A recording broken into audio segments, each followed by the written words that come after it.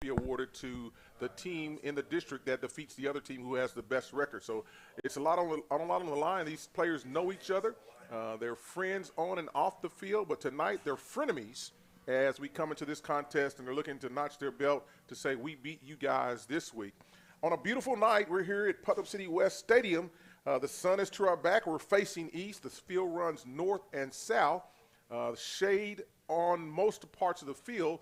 An unusual twist, all fans sit on the same side of the stadium here. As we look out into the distance into the east, we're looking in the backyards of homes that were built as this stadium newly constructed within the last 3 years here on the school property.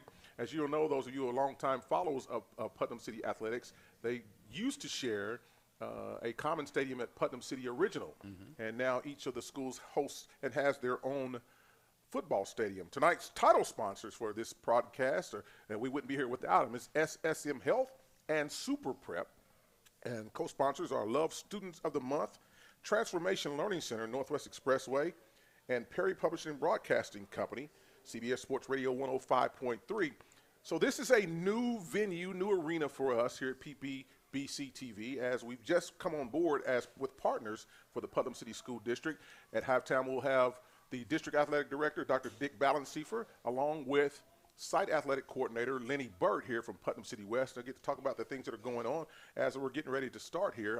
Tonight's officials, referee Vic Averton, umpire Caleb Derrickson, head linesman Taylor Russell, line judge Rodney Thompson, and back judge Chris Grivet. We'd like to thank those officials for all they do for high school athletics, because they make sports official.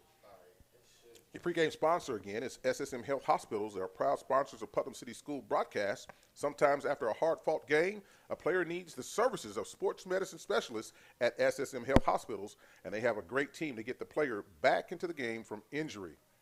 Sometimes, as broadcasters, we need to get in that booth as well. We're glad to be here tonight with you. Our featured players of the game. Let's talk a little bit about the players that we're going to watch here, and that's featured players of the game are brought to you by Super Prep. And Super Prep is a premier sports outlet featuring the very best in high school and college student athletics in the city, state, and nation. Super Prep can be found on CBS Sports Radio 105.3 and social media at Super Prep OK. Well, we'll start off with PC West. We talked to their one of their coordinators, and they were saying they're big ticket players, or what you call them, primetime players, or Super Prep players. Feature players. As a Josiah Warrior, he's a wide receiver and defensive back and a dangerous kick returner. Number 2. Number 4, we have Aaron Edwards, and he's a linebacker and a wide receiver. And these guys are seniors. Cornelius Grigsby, he's also a linebacker and wide receiver, and he's a senior as well. On their defense, they've got a monster there, number 44. His name is Primus Rome, and he's a D lineman. It's supposed to be a very dangerous dude on defense there. And one of their quarterback, Shaheem Johnson, this is his second year. He's a left-handed quarterback, and he's got great pocket presence and throws a good deep ball. And his protection is solely coming from J.J. Wilson, number 71.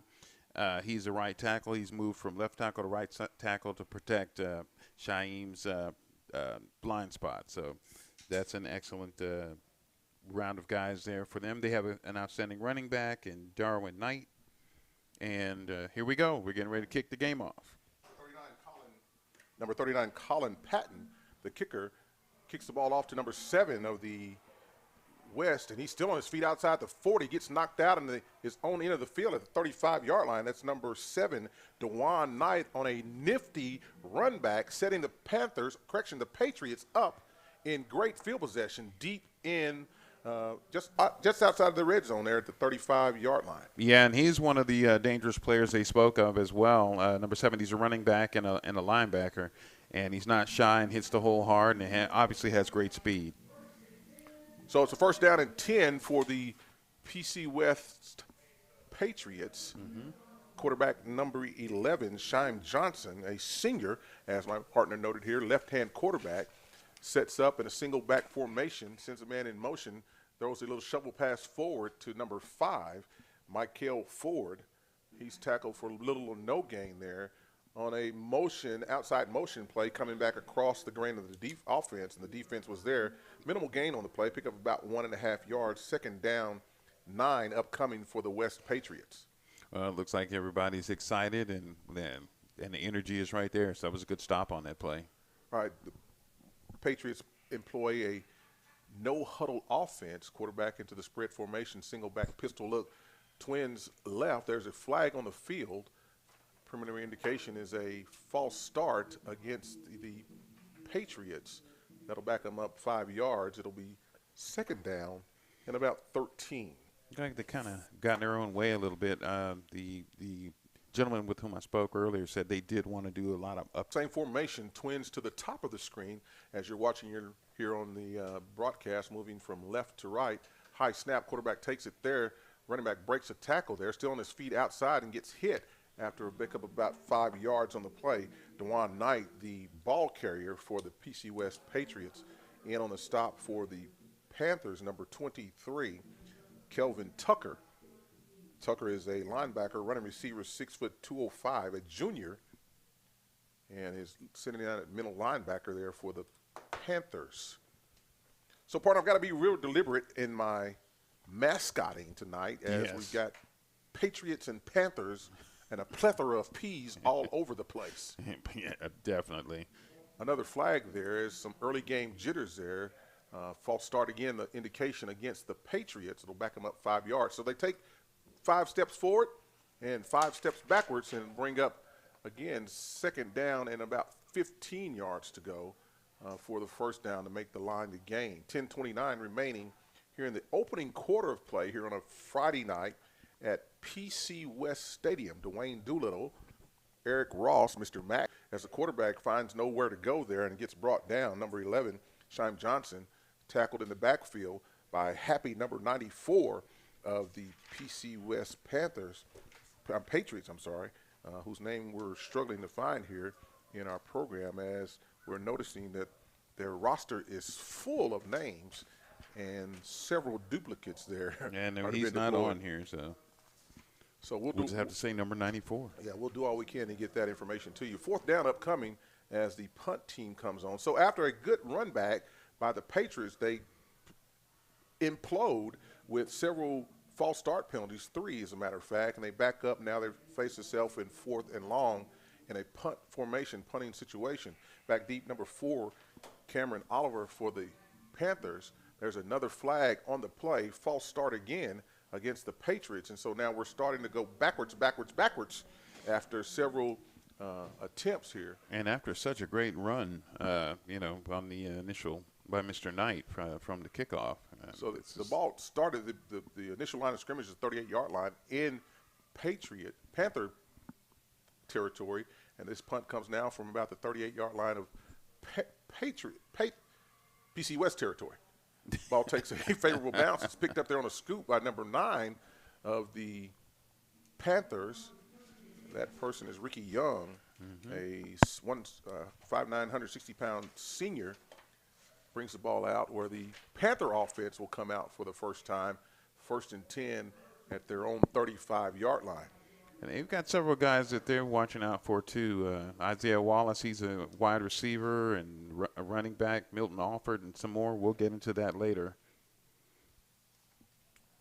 So quarterback in for the Panthers, number 12, Josh Lombard, hands the ball off to the up back. And that plays number 5. It's Kamarion Jones. Yeah. A 5'9", 190-pound senior, picks up about 4 yards on the play, brings up 2nd down and 6 from the 39-yard line. So both teams now are going no huddle, not for tempo or pace, just to spread the offense and defense out. Sends a man in motion from the top, trips left, sends him back out that way, looks that way, and hands the ball to the up back, number 5, and he's corralled there by several members of the defensive squad, led by number 80 of the Panthers, Patriots. Not a whole lot of room there for Kamarion Jones. Yeah, Rayshawn Faye on the tackle, a senior here at PC West, and so he's playing in his final game against the PC North Panthers here on a home field night. A good crowd of forming here. The band, the cheerleaders, Palm Squad, the dance teams all here tonight in the shadows on a decent night. Quarterback throws the ball over the top, tip to himself. Number 4 catches it, and he's still on his feet inside of the 15-yard line. Tackled there on a touchdown-saving tackle by number 12, Savion James. Cameron Oliver, the ball carrier or the recipient of that pass, about a 60-yard completion. That'll be first down and 10 inside the 15 at the 14-yard line on a nice pitch and catch. Tipped it twice and stayed with it, caught it in stride, and picked up a considerable amount of yards after the catch. That was a nice seam route he ran to the letter and caught the linebacker sleeping, and great pass, great effort on the wide receiver there. Quarterback shifts men in motion to the left. Number 5, the ball carrier, Kamarion Jones, down inside of the 10-yard line, near the 6-yard line. Stopped there by a host of Patriots, including number 80 again, Rashawn Fay, the senior, who is employing his defense to bow their backs and not bend and try to minimize the damage here as the Panthers are looking to put 6 on the board.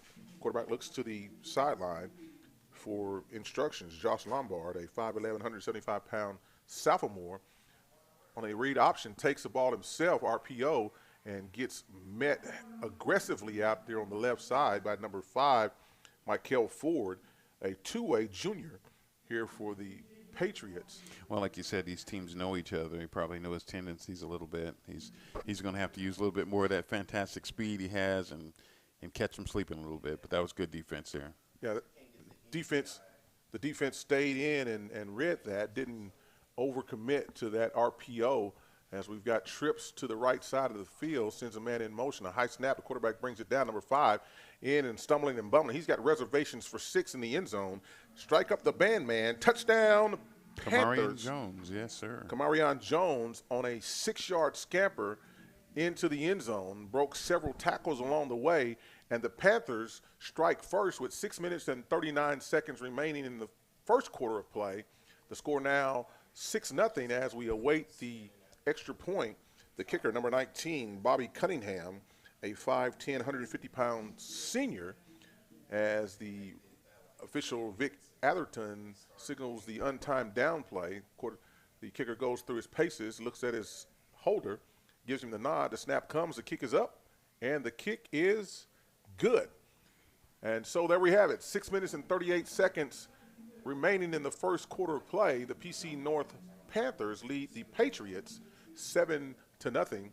We'll take a quick break here and be back on the other side at tonight's SSM Health Game of the Week, sponsored again by Super Prep and SSM Health at St. Anthony's Bone and Joint Hospital. We'll be back after a quick break.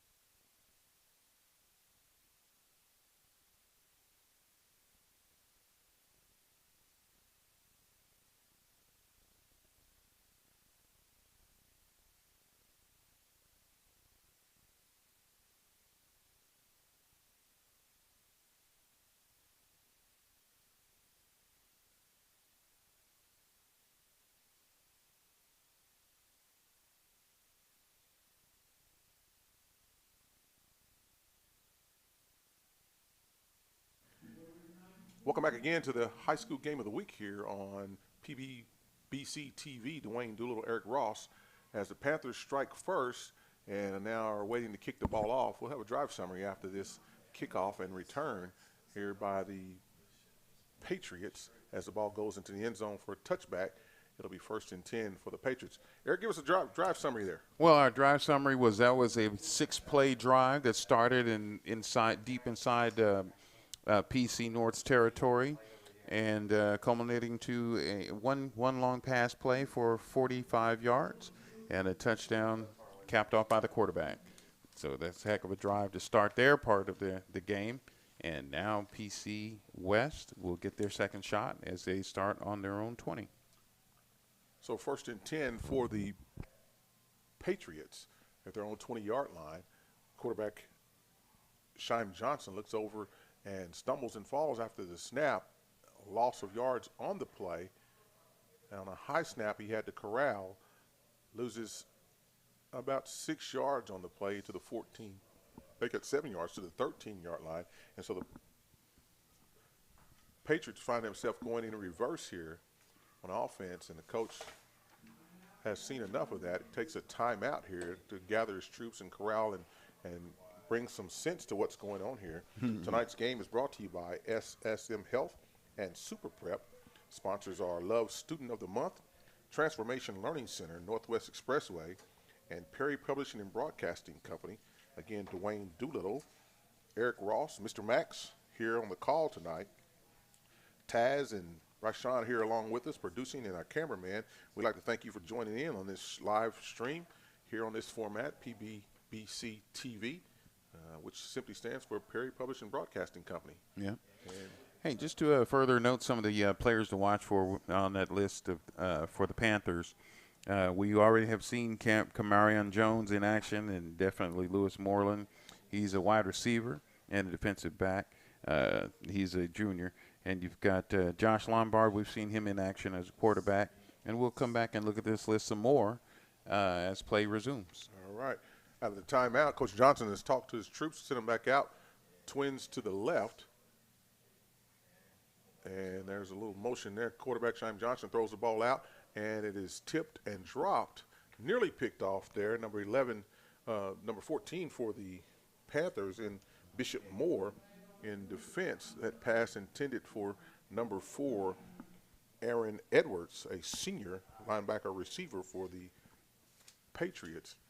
So it'll be second down after a flag here, a 5-yard mark off against the defense.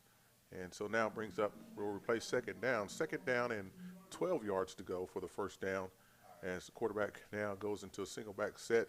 Twins to the left. Single receiver to the right. Quarterback, left-handed quarterback, looks, scrambles, breaks the pocket and containment, and the defense comes up and collapses in there and catches him near the 20-yard line, about the 19-yard line. So minimal pickup there as the defense retreated and was able to make the tackle there and corral the shifty quarterback in the person of Shime Johnson. Third down, 9 upcoming. Yeah, getting them back to the original line of scrimmage. Yeah, so manageable third down. Defense is doing a great job of managing the sticks and down the distance and controlling that. So the offense is sputtering just a little bit here as they try to right themselves with nearly 5.5 minutes remaining here in the third quarter of play. So Coach Johnson's imploring his kids, hey, let's get a first down. Let's have some success here. Let's just calm ourselves as we see another flag here as the receivers on both ends of the fields flinched and backs them up 5 yards again. So once again, pregame jitters here are manifesting themselves here tonight. Is this version of the PC Bowl for to crown the overall PC champion in football this year. Third down, and 14 yards to go for the first down. Yep. As the Patriots find themselves in deep trouble here. Shime Johnson again, happy feet, looks, directing traffic. He's under immense pressure, breaks one tackle, gets to the outside, still on his feet, got a blocker in front of him, shifts around, gets to the first down. He's still pointing out over the 35-yard line, near the 40-yard line on a nifty run on a broken play as the quarterback is able to scamper out for nearly 25 yards for the first down. And signs of life here for the Patriots, even though that's not the play, how the play was intended to go. Well, you know, they were saying earlier when I was speaking to their personnel that he has great pocket presence, and he just showed it right there why they trust in him. He's their second-year quarterback, and they definitely believe in him. That was outstanding. A bit of a runner here in the quarterback now as he starts to right the ship here.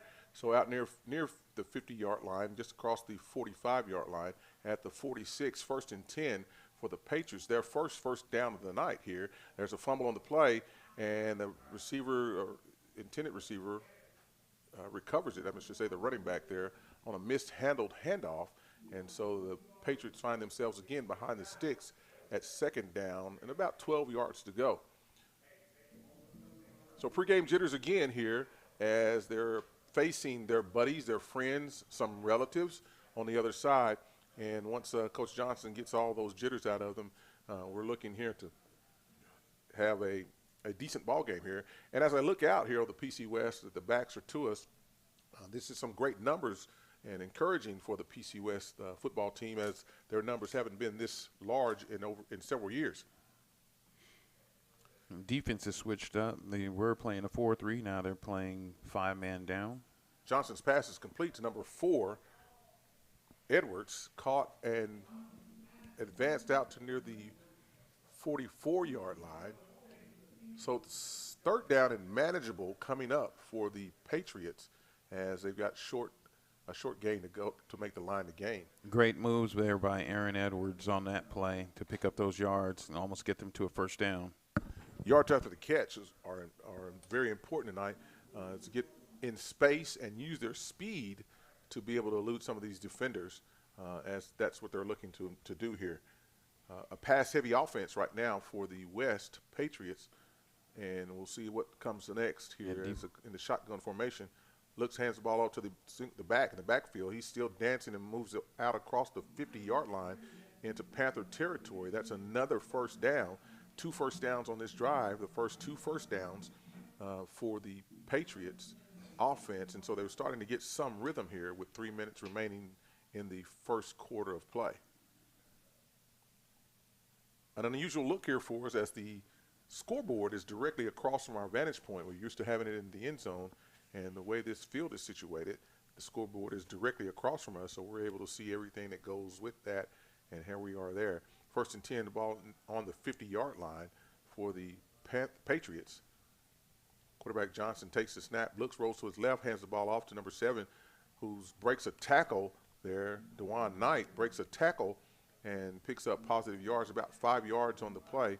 And on the stop for the Patriots, or Panthers, I'm going to get this right tonight, I promise you. Terrence Tipton, a 5'10", 225-pound senior, in on the tackle for the Panthers.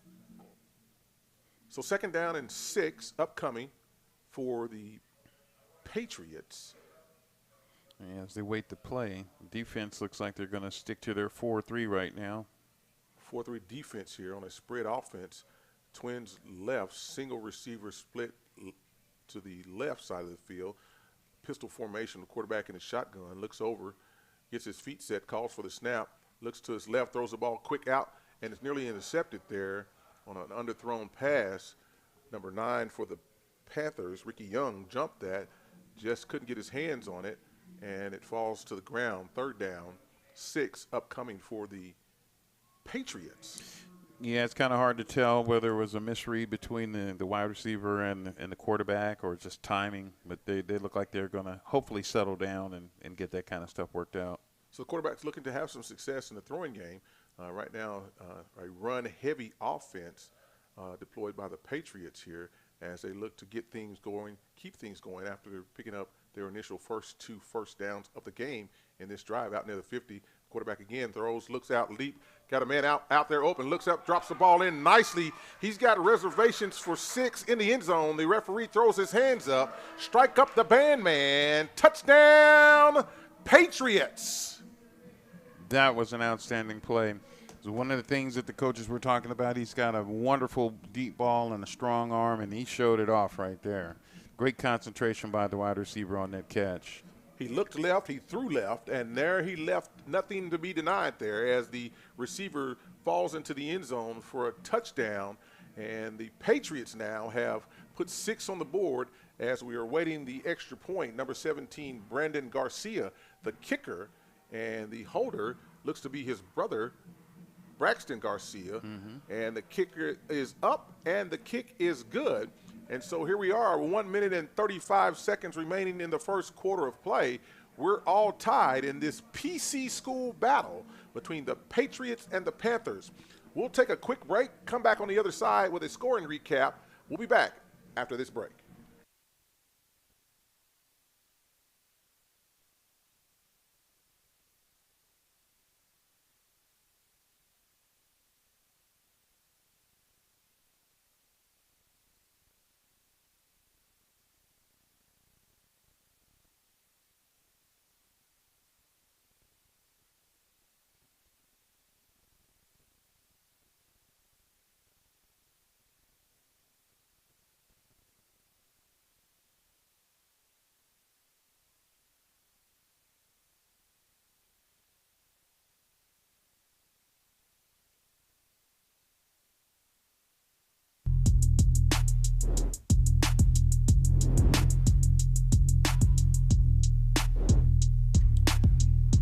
So we're back here on the SSM Game of the Week, sponsored by SSM Health and Super Prep.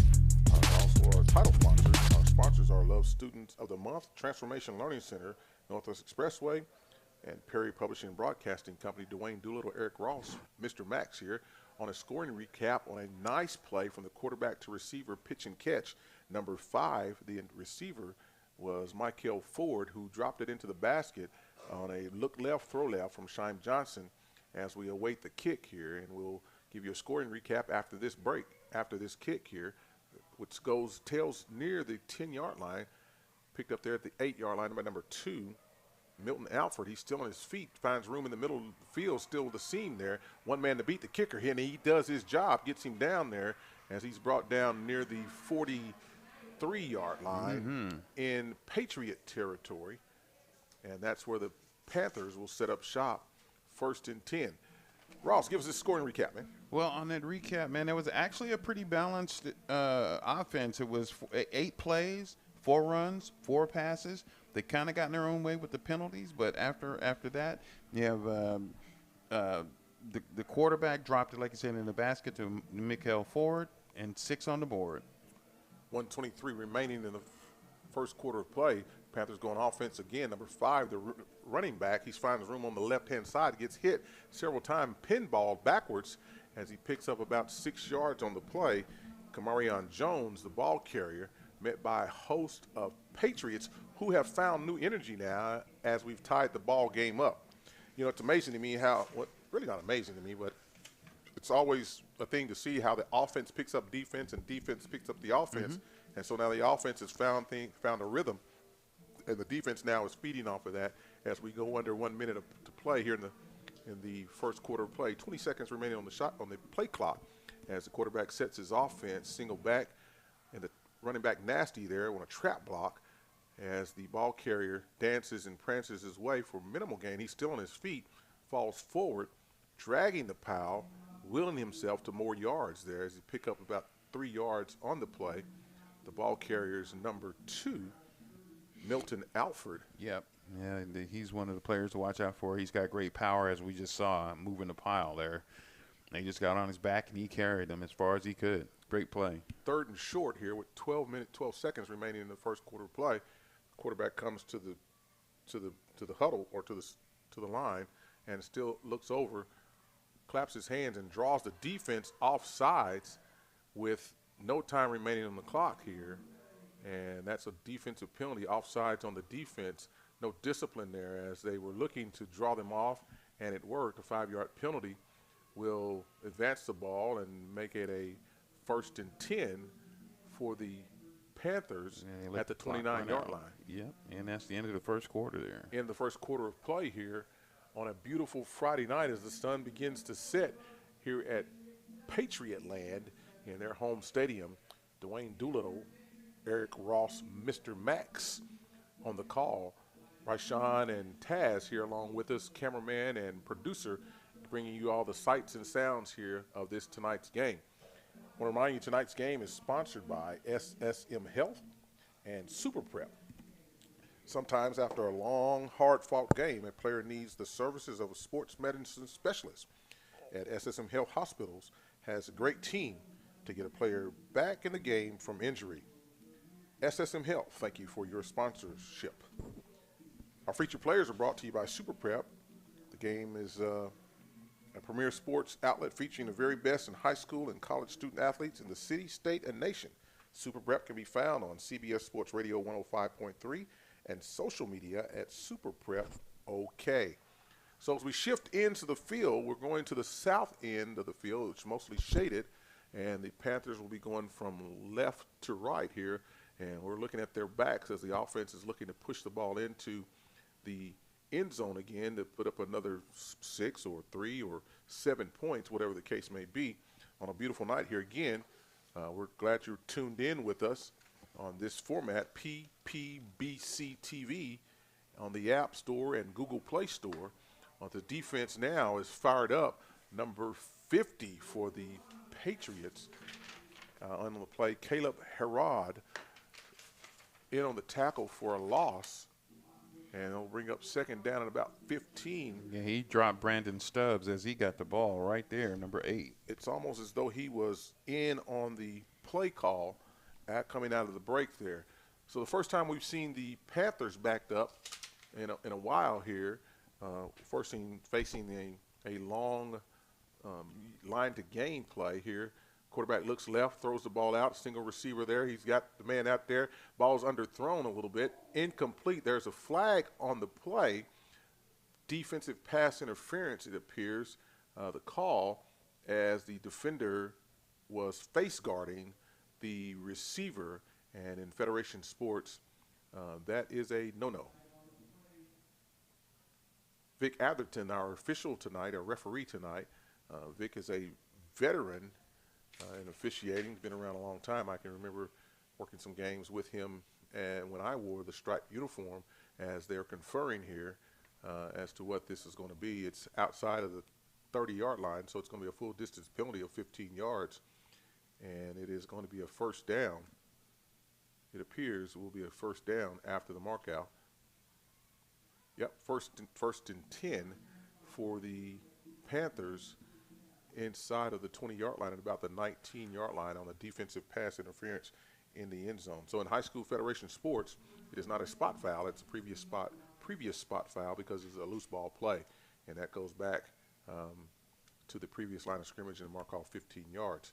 So first and 10, 11-19 remaining. There are flags on the field, and it's a false start is the indication. Looks to be a snap infraction as the umpire threw the flag, and that's one of his cues is the center to watch for those types of movements by the center and interior linemen. So a snap infraction, 5-yard penalty, back them up again, 5 yards. It'll be first and 15 at the 24-yard line. Yeah, something went horribly wrong there because one of the PC West guys had the ball and was headed the other direction. So yeah, if not for the referees, he'd have scored. Yes. Second down and 15 upcoming for the Panthers as they shift 3 receivers to the right and drag the far receiver. Quarterback here, we're in a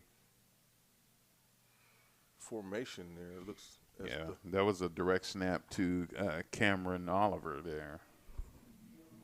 So false start is a call against the Panthers, who are now finding themselves taking steps backwards as we've gone into the –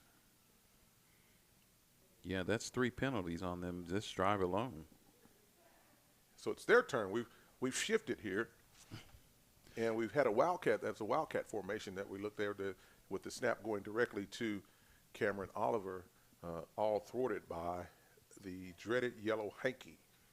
Trips to the left, twins right, empty backfield, quarterback in the shotgun, looks left, looks to throw the bubble, takes the secondary receiver who's coming across on a slant route. He's caught the ball there, still on his feet, number 11 for the Panthers. Lewis Moreland picks up about 12 to 13 yards on the play, and it'll be second down again upcoming for the Panthers. Please. Oh, man. You know, it's almost easy for me to say Peter Piper picked a peck of pickled peppers. And, oh, man, plum pie and pudding and pizza because we've got plenty of peas. A plethora of peas? A plethora of peas coming tonight. Second down, 8. Call it a long 8, short 7 for the Panthers. Same look, bubble screen there, and it's read nicely. Pass is incomplete there as they look to throw the wide receiver bubble, and it's broken up there. The defense stayed with their assignments. Aaron Edwards in defensively. Pass intended for number 4, Cameron Oliver. Third down, that same long 7, short 8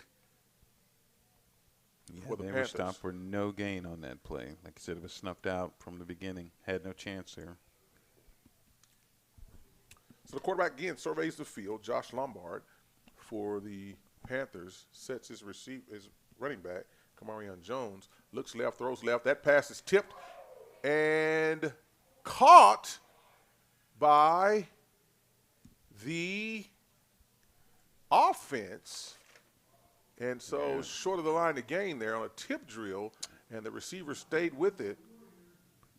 Warrior, was the offensive player who stayed with that, and nearly converted that third down into a first down situation. So we are 4th and short at the 10-yard line. They've got to get just inside of the other side of the 10-yard line, inside of the 9-yard line for the 1st and 10. They're looking to draw the defense off. The quarterback looks to the side. Josh Lombard looks to his coach, resets the defense, moves his back.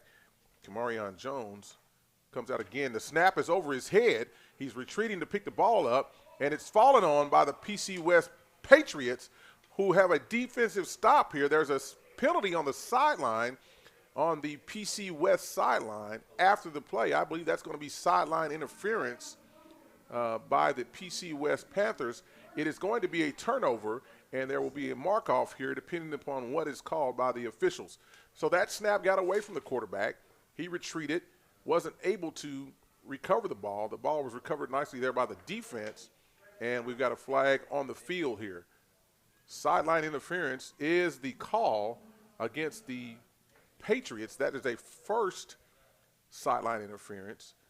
If it had been sideline interference with contact, had it been a whole different play. They just get a warning the first one? The first one is a warning, yes. Good. And then we go 5, and then we go 15 after that. So this one didn't cost them anything as the defense bent, but did not break. 9 minutes and 20 seconds. Offense feeds defense. Yeah. Defense feeds offense. Let's see what happens here as the Patriots find themselves on offense here. Quarterback Shyam Johnson looks over the field, sets his offense here, single back, and shifts his tight end and receiver all to the right side of the field.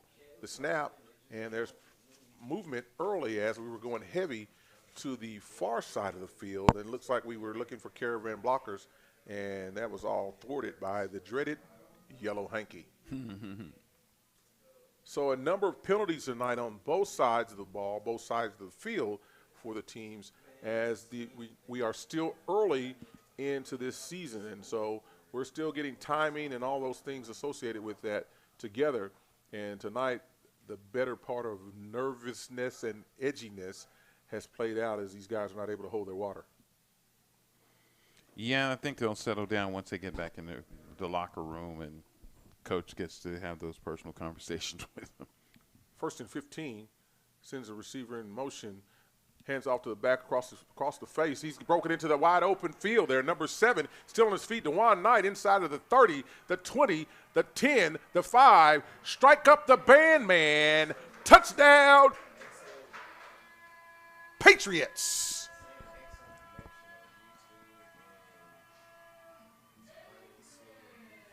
So the Patriots strike on a run play as we were listening to the public address announcer who was able to hold that Patriot thing way longer than I was. A nice scamper there. 69 yards. 69 yards Yes, as DeJuan sir. Knight was able to get past the first line of defense, and once he got there, it was clean and green all the way to the end zone as that young man had reservations for 6 in the end zone. Nobody touched him. Great speed, great play. That's the way I am. No one ever touches me. Number 17, Brandon Garcia, the kicker, the holder. Number 3, Jamar McCray, as the Patriots look now to convert this extra point here after they've taken the lead here and momentum has shifted their way. The kick is down, the kick is up, and the kick is no good. Wow. So a little bit of confusion from the snapper to the holder, which upset the timing there a little bit. Kicker wasn't able to get that thing in the air off of his foot. Yeah, that didn't look good at all. So mark that down, 8:54 after they've taken the lead here. We're not able to convert on the extra point. 8:54 remaining before halftime. The Patriots now lead 13-7. You're listening to the High School Game of the Week here on PPBC TV. Dwayne Doolittle, Eric Ross, along with you on the call. We'll take a quick break and be back on the other side.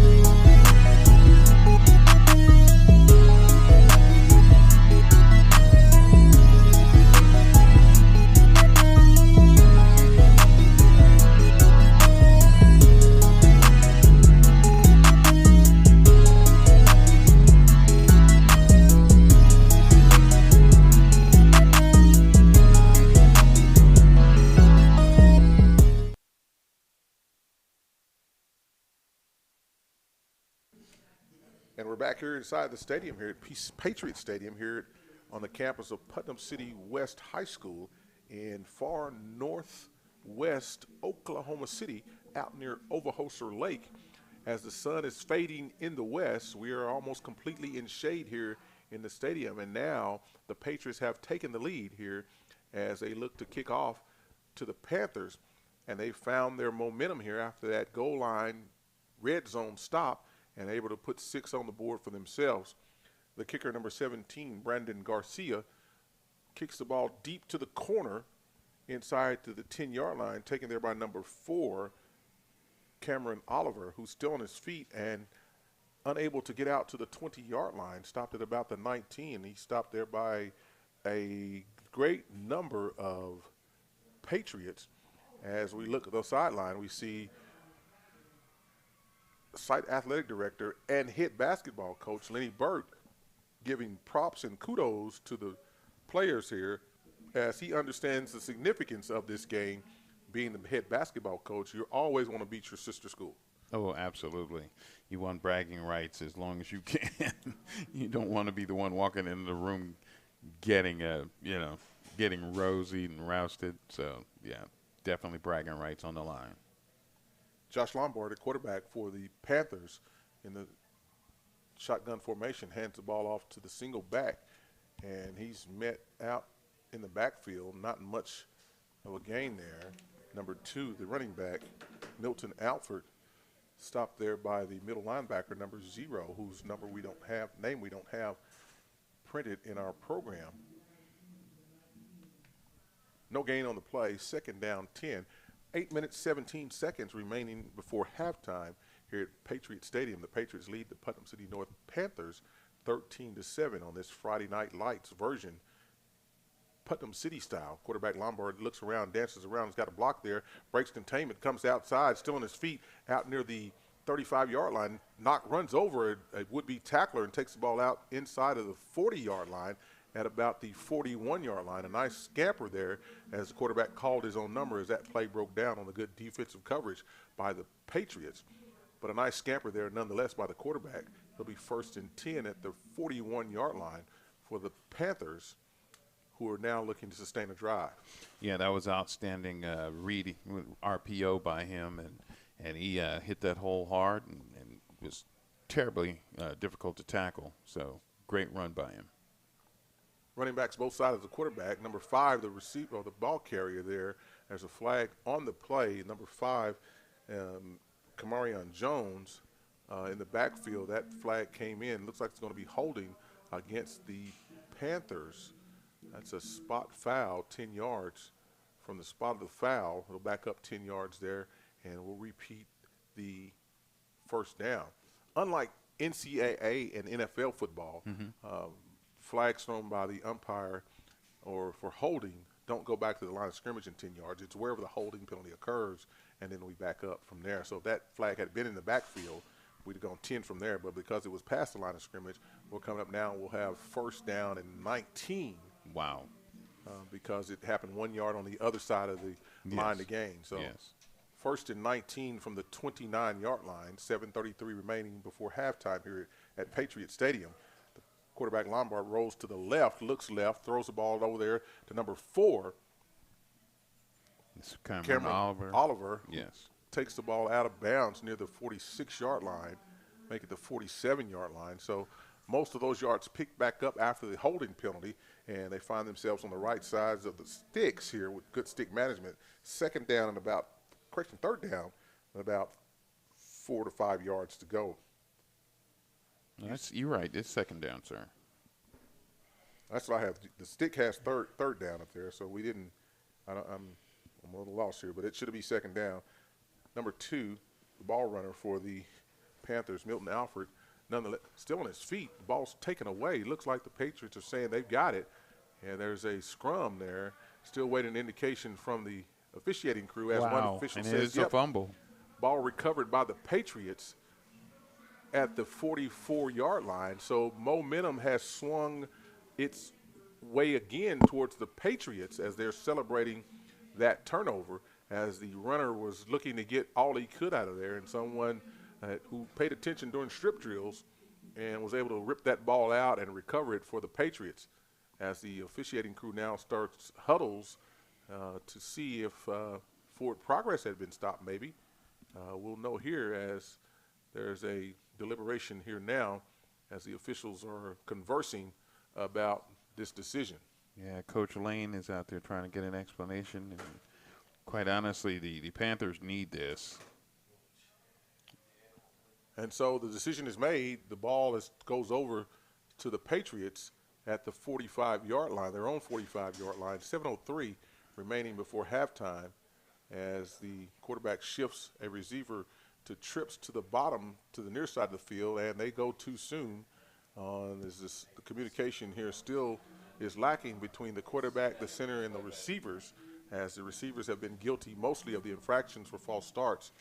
They're the furthest away. So I don't know if that's a timing thing, if that's a cadence thing, but it is a 5-yard penalty thing. Well, it's something that shouldn't be happening at this point in a game. I mean, they've obviously gotten past their opening game jitters, and both teams have had big plays and some success sustaining a little bit of a drive, so they definitely some communication issues. So maybe the mindset is we don't want to do 10 yards. We want to do 15 yards. Quarterback looks left, throws the ball out. Intended receiver there, number 4, Aaron Edwards, pass falls out of bounds, incomplete. In coverage for the Panthers is number 9, Ricky Young. And so he was able to guide and direct the receiver near the sideline, causing him to run out as he ran out of real estate there and wasn't able to corral that pass. 2nd down, 15 upcoming. So now the 5-yard penalty now looms large if you don't convert this, because you've got a deep play, you're stretching the field, and now you're behind the sticks at 15 yards to go with short number of downs to get it done, get the work done in here. So the offense now comes back onto the field, looking to get set up. 18 seconds remaining on the play clock. Quarterback is motioning his guys to where he wants them. Looks over the defense. Backfield, yeah. RPO there, and there's another flag on the field. Preliminary indication again is failure to wear prescribed equipment. So someone didn't have their mouthpiece in their mouth. That's another 5-yard penalty. And we'll back them up another 5 and start it over again. And so these officials are being officious, if you will. In a number of years that I officiated, I can't remember calling that very often, but it is a rule. And well, it's for their safety too. And if the official probably said to that person, "Hey, you need to put your mouthpiece in," and they ignored him, and so he flagged him. That's usually what happened with me. If I was on the field and I gave directions or instructions and you didn't follow those, well, that was followed closely by the yellow hanky. So I couldn't get your attention by telling you to do it. So we'll just put that one in the book, write that one down. So contrary to popular belief, you're saying the referees are nice guys. Absolutely they are. Absolutely they are. Yeah, they're the only ones that have a uniform on it other than the police and the teams. So, yes. Well, yeah, that's good. Give them that warning first, and then you got to do what you got to do. Absolutely. It is for their safety. And I'm kidding. I've never had.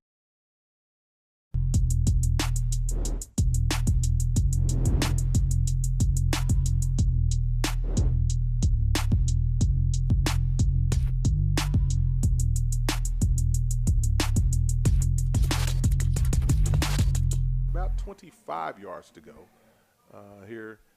Well, close to 20 yards to go. 2nd down, 20 from the 35-yard line, as the Patriots had found themselves in good field position, now have gone backwards on successive plays here. And out of the timeout, Twins to the near side of the field, single receiver to the top, single back in the pistol formation. The quarterback's in the shotgun formation. Shyam Johnson calls for it, looks left, throws left, across the middle, on a timing route to number 5, Michael Ford.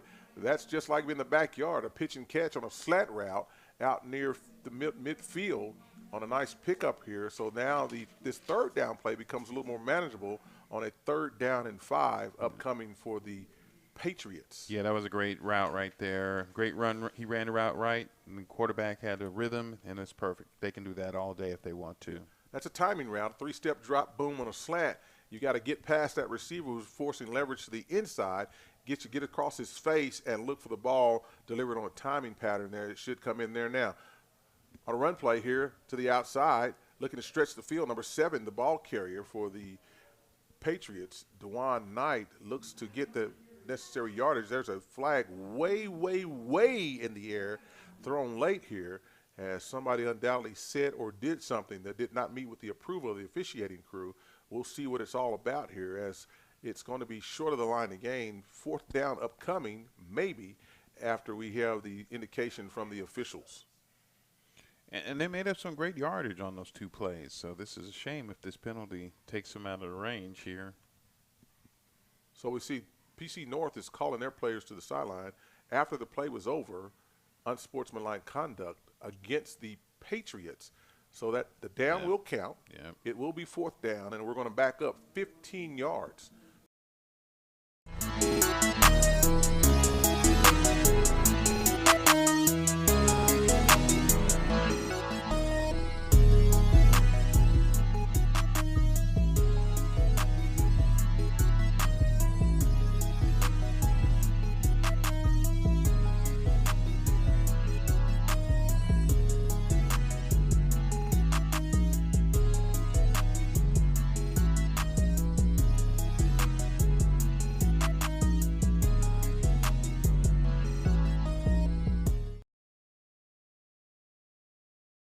The lead, it would behoove them to punt it. But this is high school football, and this is a rivalry for bragging rights, so you never know. Conventional wisdom says you send the punt team out. Yes. But this being the PC, the battle of the PCs, we'll see what prevails here as the teams now are reassembling in the middle of the field. 5:57, and there's nothing that kills a drive more than a UC 15-yard penalty. Now, if they had made the line to gain, it would have been a 1st down, but marked back 15 yards. Right. But since they were short of the line to gain, of course, that's tacked on into the end, and the down did count. So as we see the punter trot onto the field, Brandon Garcia, number 17, after something what looked promising after the turnover, the Patriots, the proverbial stub your big toe, and the ball goes now back over on a punt, potentially after this play, to the Panthers. There's the snap. The quarterback, a left-footed punter, punts the ball. It bounces near the 30-yard line and is scooped up there by the Patriots at the 26-yard line. So it'll be 1st and 10 Panthers when they come back out for this possession. Well, the Panthers caught a break there because they certainly, the momentum was with the Patriots. And they caught a break as the Patriots kind of shot themselves in the foot. And now they have their shot here. So it's close to halftime. They need to go ahead and make that happen. So I've avoided that cliche, if you will, Yeah. all week long because in light of everything that's going on in high school athletics here in the state of Oklahoma. Certainly, that is correct. I've just opted to say something other than those words. They have blown their opportunity. Yeah, there we go. There we go. And so as we come back out, the Panthers on offense, there's a flag on the field. The preliminary indication is a false start against the Panthers as the officials are huddled up here, these 2 officials. And you can only imagine what the conversation is what are we eating after the game? No, it's what did he do and why did he do it? Exactly. So another member of the officiating crew comes over and says, buddy, what do you have? And so we're trying to figure this thing out on the fly. I've been involved in some of those conversations as well.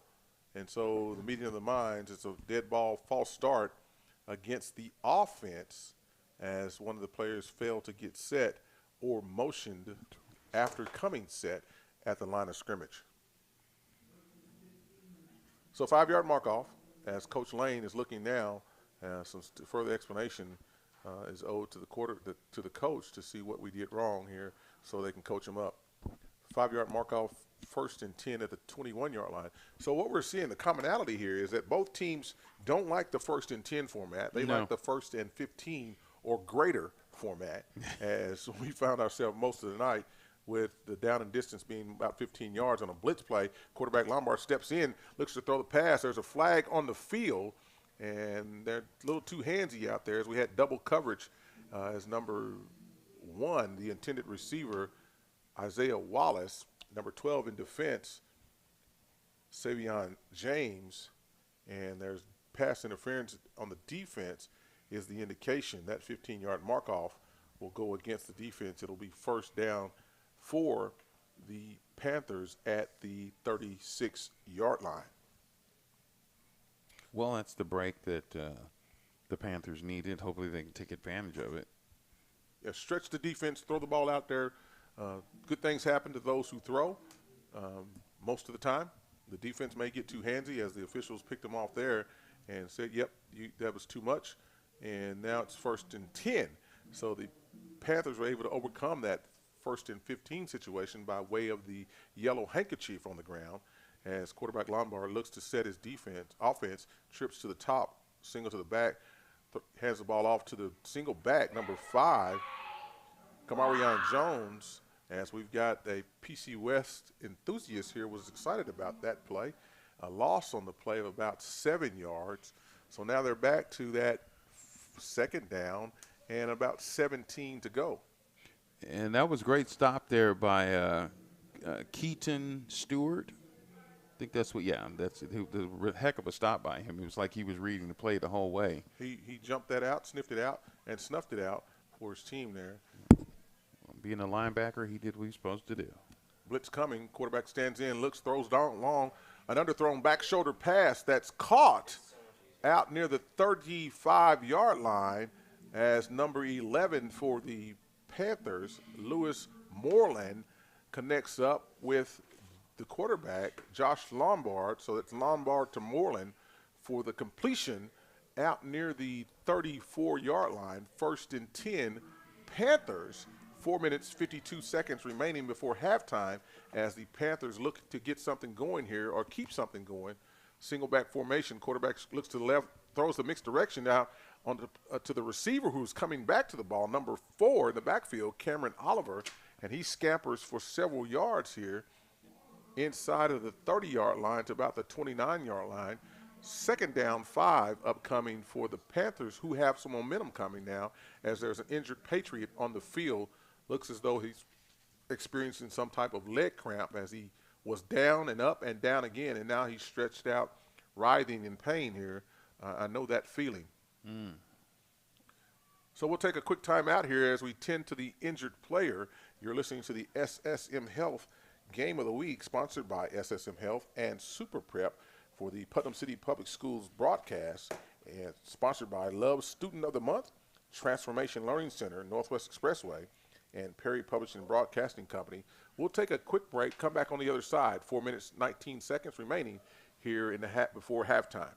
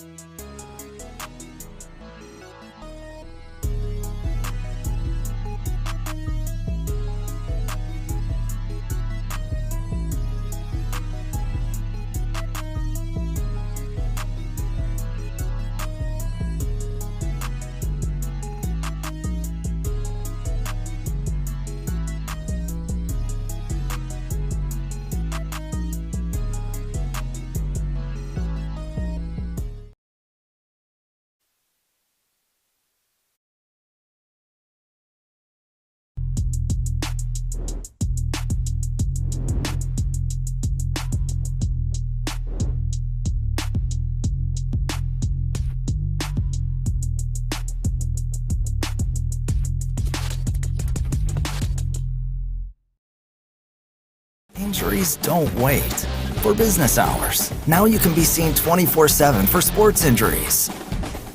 Whether you have a sprain or a broken bone, at the SSM Health Bone and Joint Injury Clinic at 13401 Northwestern.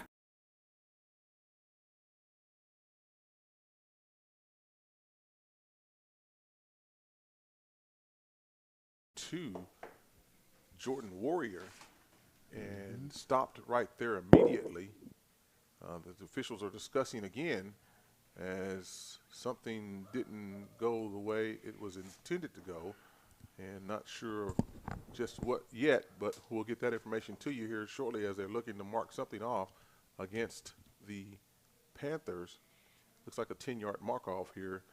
Referee Vic Atherton will tell us what's going on here. Probably a holding penalty, as the quarterback ran freely there after that scamper. And so he's starting the clock.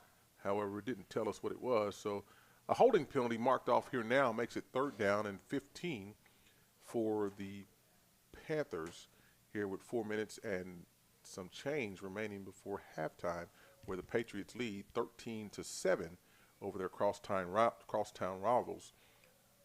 Again, timeout now as the officials are discussing what down it is.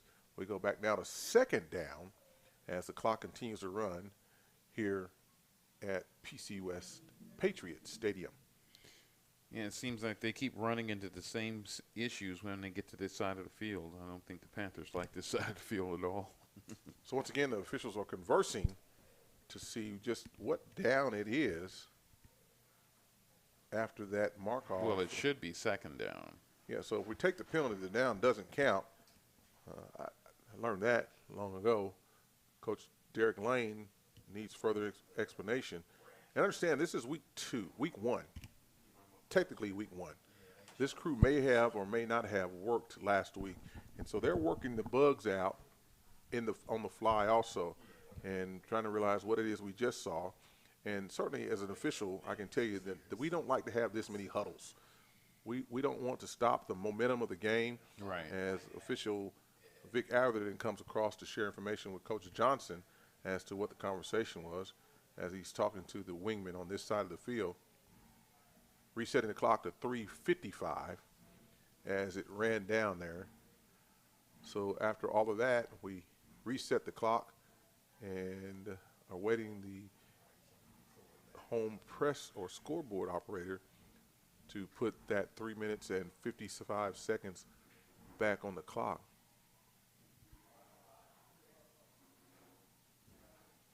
And there it is. 3:55. So did you notice how I was able to read that? Yes. I knew exactly what they were saying. I speak referee. I see that. I was looking at the referee as you were looking at him. Yeah, and I speak referee. saw him doing his. Okay. I'm bilingual. I speak referee and English. So here we are now, 3:55 on a stopped clock, as the Panthers now face 2nd down 15 as the now we're winding the clock, and the quarterback looks left and has a man in his face, throws the ball away, number 8 for the Patriots, Keaton Stewart, in all over the quarterback there, causing him to throw low, incomplete. 3rd down 15 upcoming as the defense now is starting to settle in. Those seniors, Keaton Stewart, a junior might add, starting now to remember what his coaches have been telling him with the videos he's watched, the film he's watched, and he knows this guy personally, and so he's starting to step up now and make plays for his team. The quarterback got a little impatient there, but play broke down. Like I said, defense really did a good job there, putting the pressure on him. Quarterback looks left, scrambles, still in the pocket, eludes a man, looks now, throws downfield. That pass is tipped twice, picked off. The Patriots with nothing but green in front of them, and he's still on his feet to the 20-15 touchdown. Number 2, Jordan Warrior on the reception, the pick 6 as flags fly in the end zone, excessive celebration, but the 6 will stand. That's Jordan Warrior, Marcus Warrior's younger brother, who have this school is full of warriors, and he is a great warrior right now for his team as the pick 6 for reservation for 6 in the end zone, and it puts 6 more points on the board for the Patriots. However, there are flags on the field. Yeah, like you said, I believe that's going to be for celebration because it was a very clean play.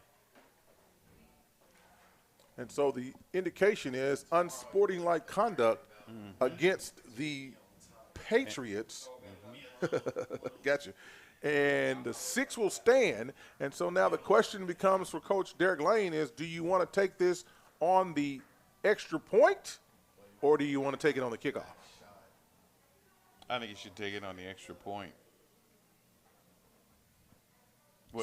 In high school, yeah, I would definitely take that on the extra point because, can the kicker make a substantial 28-yard, yeah, exactly, 38-yard extra point?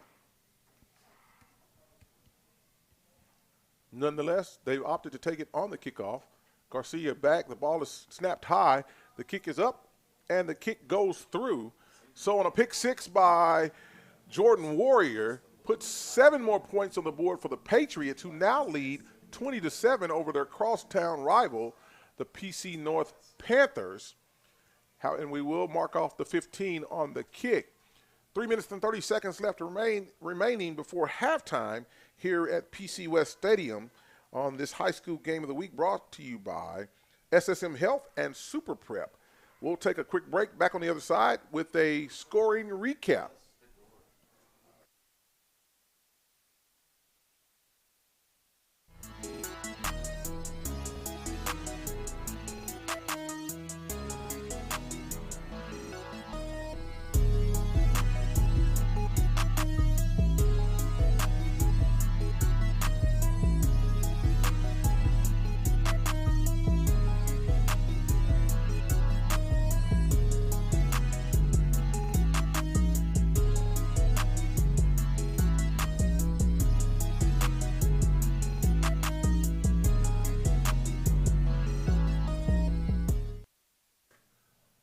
Welcome back inside the broadcast booth here at PC West Stadium. Dwayne Doolittle, Eric Ross, Bryce Shawn, Taz, you, me, and everybody else here along for this broadcast. We certainly appreciate you stopping by and checking and subscribing to PPBC TV and liking and telling us all about the broadcast tonight. Thank you for joining in.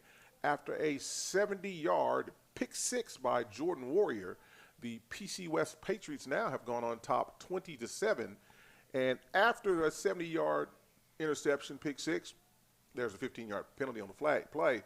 And as a coach, I'm going to be upset, but I'm going to be more excited about the fact that we did score on a pick six. Garcia's kicking the ball from the 25-yard line, a deep pooch kick that finds its way down on the ground and handed backwards to the deep receiver who still has room up the sideline. He's still on his feet as Garcia's outkicked his coverage. There's a flag on the field as the ball carrier is run out of bounds on the far side of the field near the 30-yard line. That ball carrier number 4, Cameron Oliver, will deal with the flag situation here. And his flag is out near the 35-yard line. Wow. I mean, that was a great play and gutsy call there by Coach Derek Lane. You hate to see penalties on this, especially since they already had a penalty where they were able to take advantage of. So the holding penalty out near the 35-yard line is going to bring the ball back to the 45-yard line. That's where the Panthers will come out on offense again. Let's see how quarterback Josh Lombard responds after the pick six. Will he go back to the air? Will the coach get conservative and hand the ball off a few times? We won't know until we know, and that's going to come up here now as the ball is settled at the 45-yard line. Twins to the near side of the field, single back in the pistol, single receiver to the top. Quarterback looks now as there's movement on the defensive side of the ball with contact and defensive encroachment, offsides penalty against the defense. So that's a free 5 yards. So the quarterback was able to respond for a positive 5 yards. Yes, it looks like the Patriots are very anxious. The defense is anxious to keep their rhythm. Injuries don't wait. For business hours, now you can be seen 24/7 for sports injuries. Whether you have a sprain or a broken bone, at the SSM Health Bone and Joint Injury Clinic at 13401 Northwestern. Blow that guy up. Put some fear in him. If you're going to get the 5-yard penalty, blow him up. The quarterback looks, takes the ball, goes to the right, and nearly intercepted again at an overthrown pass intended for number 4, Cameron Oliver. Waiting there, number 4 for the Patriots, Aaron Edwards, who nearly had a pick of his own. As the ball falls to the turf, it'll be 2nd down 5 upcoming for the Panthers, who seem now to be a little befuddled. More than. I mean, they're only getting in their own way at this point. Touche. I like the way you just complimented that befuddlement with more than. I like that. So here we're back to action. Number 5, the ball carrier for the Panthers, who picks up more than enough yards for the first down. That's Kamarion Jones down inside of the 30-yard line near the 28-yard line is where the officials set the sticks. It'll be 1st and 10 for the Panthers. 2 minutes, 56 seconds remaining before halftime as the Panthers now look to get some some offensive production and maybe points out of this. Twins left and right. We've got motion here on the wide receiver, the far wide receiver, the bottom of the field near us. False start is the call against the Panthers, as that we're back to that 1st and 15 thing again. I think that's the way they like it. I'm kidding.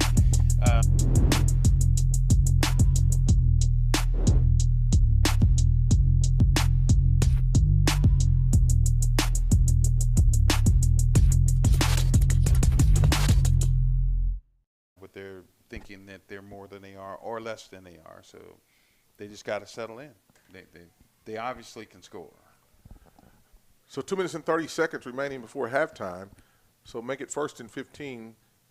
Quarterback Josh Lombard hands the ball off to his running back, number 5, again in the person of Kamarion Jones, who's been the workhorse for the Panthers here in the first half, as he's handled most of the carries from the line of scrimmage on run plays for the Panthers, as there's an offense or defensive substitution here.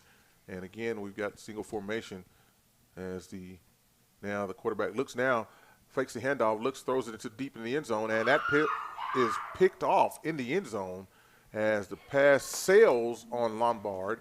And there's another flag for unsporting-like conduct celebration after the interception. And so I don't know what's going on out there, what the players are saying, but that looked to be just not excessive, just a guy who's happy that he picked the pass off, as the officials are conferring in near the end zone. As we do know, it is an interception and it's ruled a touchback. So the ball will go over to the Patriots, 1st and 10 at the 20.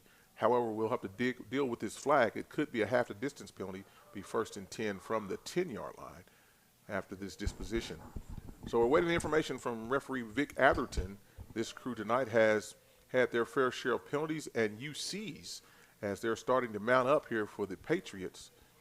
Unsporting-like conduct against the Patriots. It'll be 1st and 10 from their own 10-yard line. And so Coach Greg Johnson's got some work to do to settle his guys down here, as they are becoming too celebratory for the likes of this officiating crew tonight.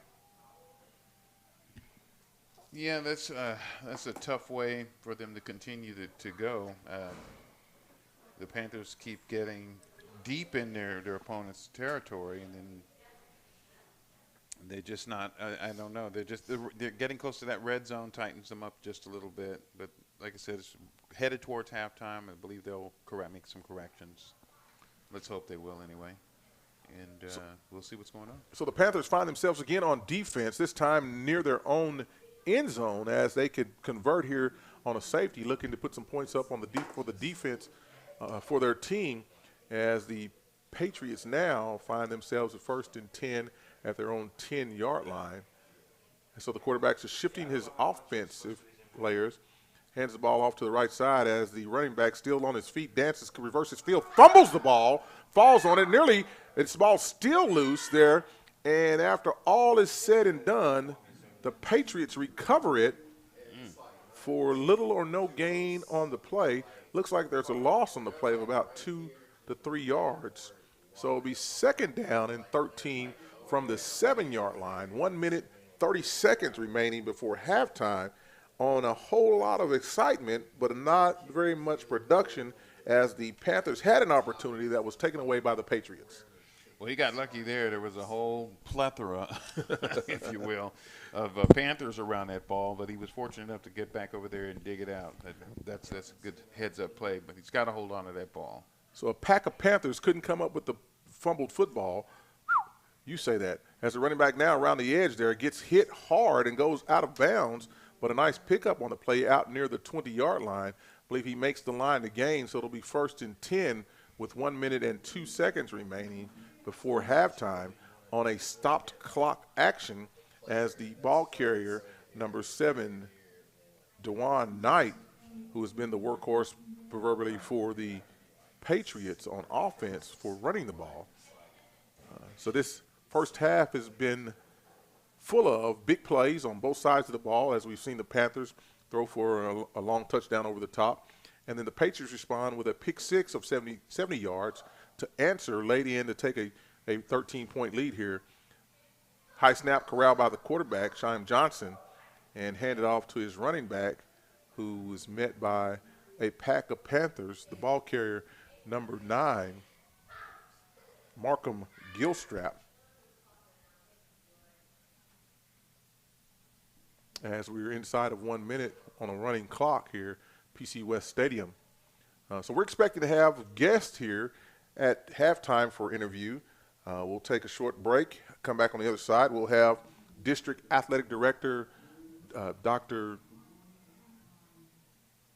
Balanceifer and Site Athletic Director Lenny Burt as our halftime guest.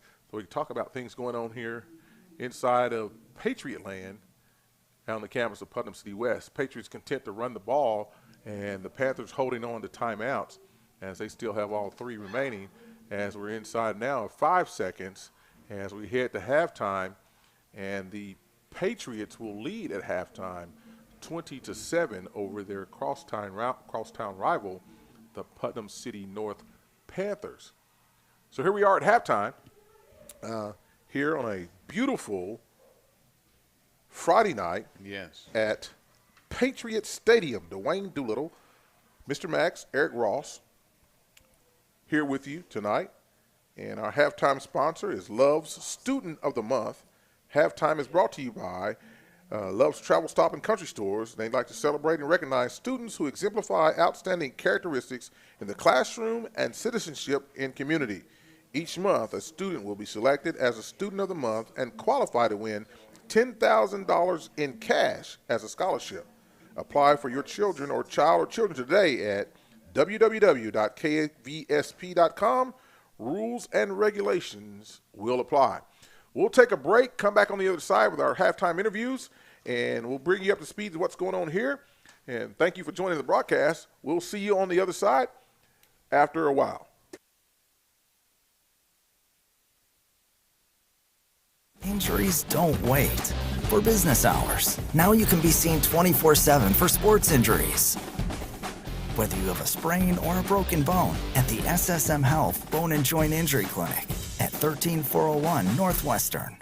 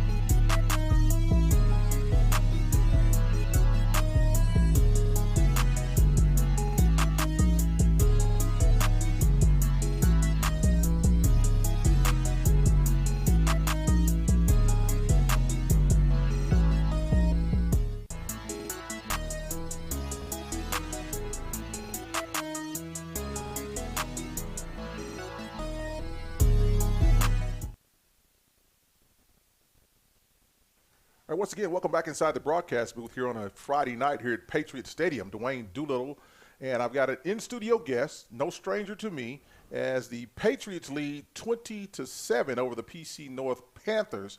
Here with me tonight is District Athletic Director for Putnam City Schools, Dr. Dick Balanciefer. Thank you, Mr. Doolittle, for having me. Really appreciate it. Love the opportunity. And I want to thank Mr. Perry and Oklahoma City CBS Sports Affiliate Radio. We talked about this last year at a game you were doing for Oklahoma City, and just feel really honored that you guys wanted to come and broadcast some of our ball games, see our facilities, and just do great things for students. I really appreciate what all you guys do here for this program. Well, we certainly appreciate the opportunity to come in and showcase talent. As you tonight, I know you don't have any blue or maroon on. You're just the district guy. You're as neutral as you can be here. Right. As you come out, and it's got to be amazing as you see Coach Derek Lane, who's brought in the PC North Panthers, and Coach Greg Johnson, who's the first-year head coach here. However, he's no stranger to this program, as he was the assistant coach under Coach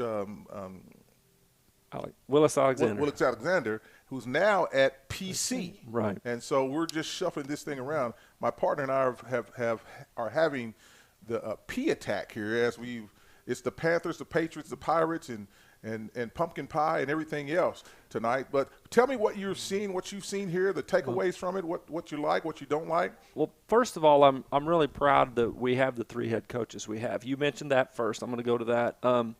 And the affiliation they all have with the schools. Coach Greg Johnson, for those people that do not know, was head coach at Langston and very successful when he was at Langston. Then he went to Prairie View A&M in Texas and had a great run there. So he's a great football guy. Greg is really smart. He knows how to have them line up. I know he's going to be telling them at halftime, you better do a better job cleaning up the mess on kind of both sides of the ball.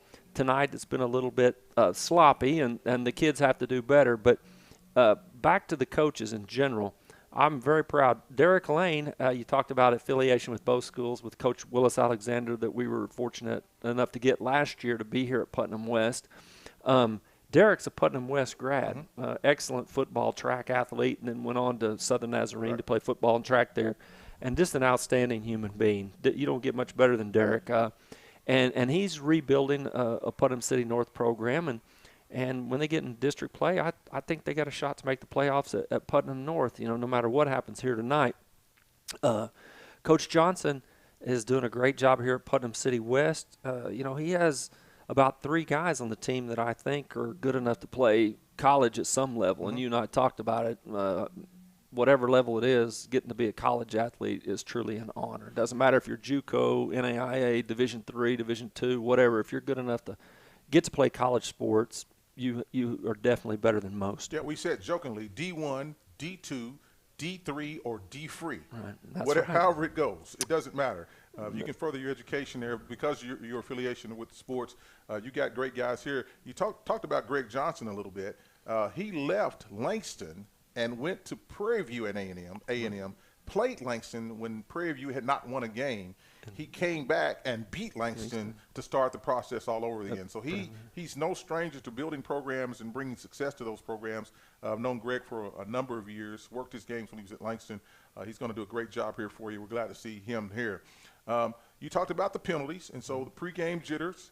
We've got a bunch of unsporting-like conduct penalties that have been called on, predominantly on the PC West Patriots side of the field. I know Coach Johnson's going to clean that up. I know you're looking forward to basketball season. Tell me about some of the things, though, in light of recent events here in the state of Oklahoma.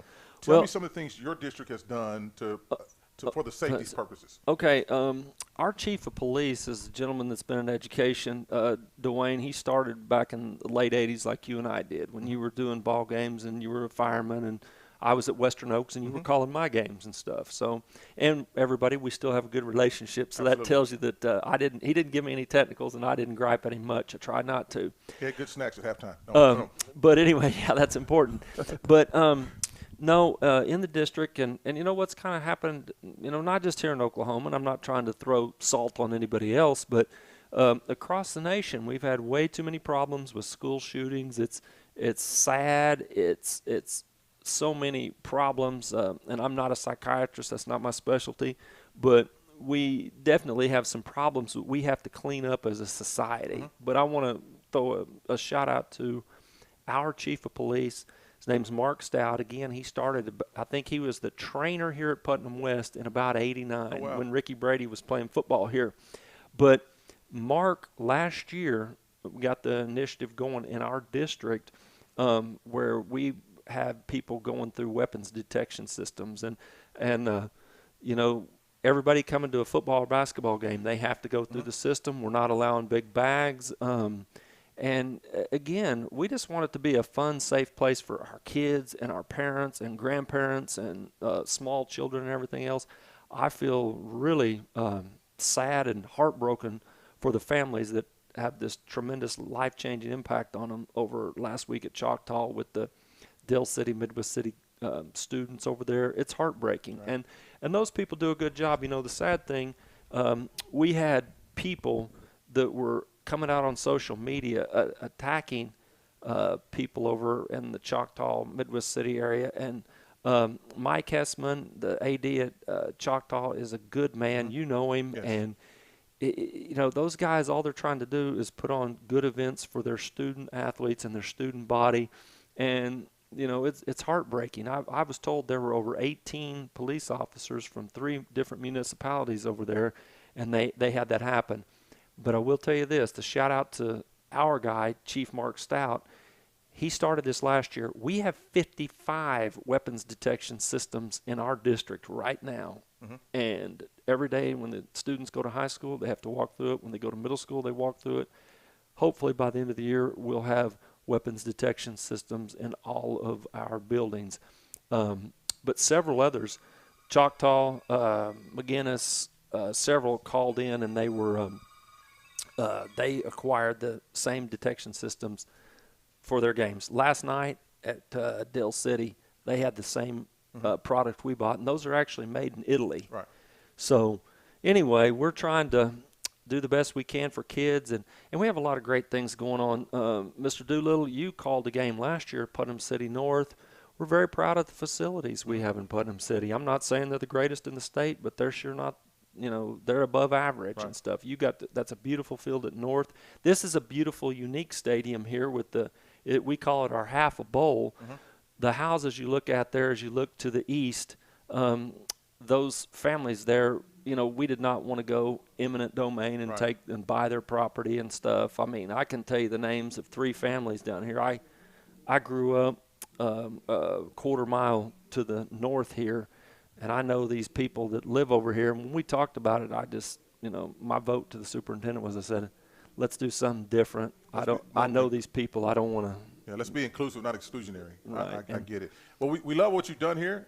We may mention at the top of the broadcast how your district shared one stadium, and now each school has a stadium to call their own. So the true home game environment, we know that in light of everything else that's going on, you had to limit your attendance tonight to students from both schools and feeder schools. And so we can expect that for the remainder of the year, for the foreseeable future. As we do that, and that's nothing different than's been done in Norman and Stillwater and in the Big 12 and Dallas, and shout out to the Cowboys, by the way. And there's nothing being done different there. It's just trickled down into the high schools. Well, Mr. Doolittle, like I said, you know, and I've talked to you about this before, and I'm not saying this is on TV. I pay attention to parenting, and this is man-to-man, friend-to-friend. I've told you before, I watched the way Christian behaved when he played. And what did I tell you? You did a great job with him. Well, thank you. I appreciate that. And we have to have more of that. And it doesn't just have to be the biological fathers, aunts and uncles and grandparents and people that we mentor. We have to do a better job working with our youth and stuff. And so I'm not blaming anybody. Right. I'm saying all of us have a responsibility. So that's one thing that we have to work on. We have to you know, help our kids. Wanted to be clear on this. You can come to the game, like let's say Christian was playing at Edmond Memorial and you wanted to come watch Putnam City play, Putnam City North or something like that. Christian and you are welcome to come, but he has to be accompanied by an adult. So that's the difference, and we share that. We spent a lot of time early this week talking with other administrators and stuff on how everybody was going to handle things, and we all just have made the commitment that we're going to try to be really very conscious about security efforts, and we're going to do the best we can. Wanted to shout out to some other sports here. Our boys soccer team here at Putnam West last year finished second in their district play and made it to the state quarterfinals before losing a 2-1 tough game against Northwest Classen. But there's a lot of excitement at Putnam City West. We have 90 kids out for football. Wow. Not out here tonight. We've got about 60. But we have 30 freshmen that Coach Johnson's not dressing. He probably will dress them later in the year, but we're very excited about that. We have, for boys soccer, last spring, there were 80 boys come try out, and so we've got a varsity and 2 JV soccer teams. So we really like what we have going on, and that's what, when you approached me last year at Putnam North and said, hey, I'd like to get you and Mr. Perry set up and try to talk about this, and we're just blessed. So we really want to show the district off. We have a lot of fun. It's not the biggest scoreboard in the world, but that board over there puts out 10,000 lumens, so it's very, very bright, and you have a look at that from your seat here, Dwayne, so it's a lot of fun. Well, we certainly appreciate you coming into the broadcast, sharing the things that are going on here in the district.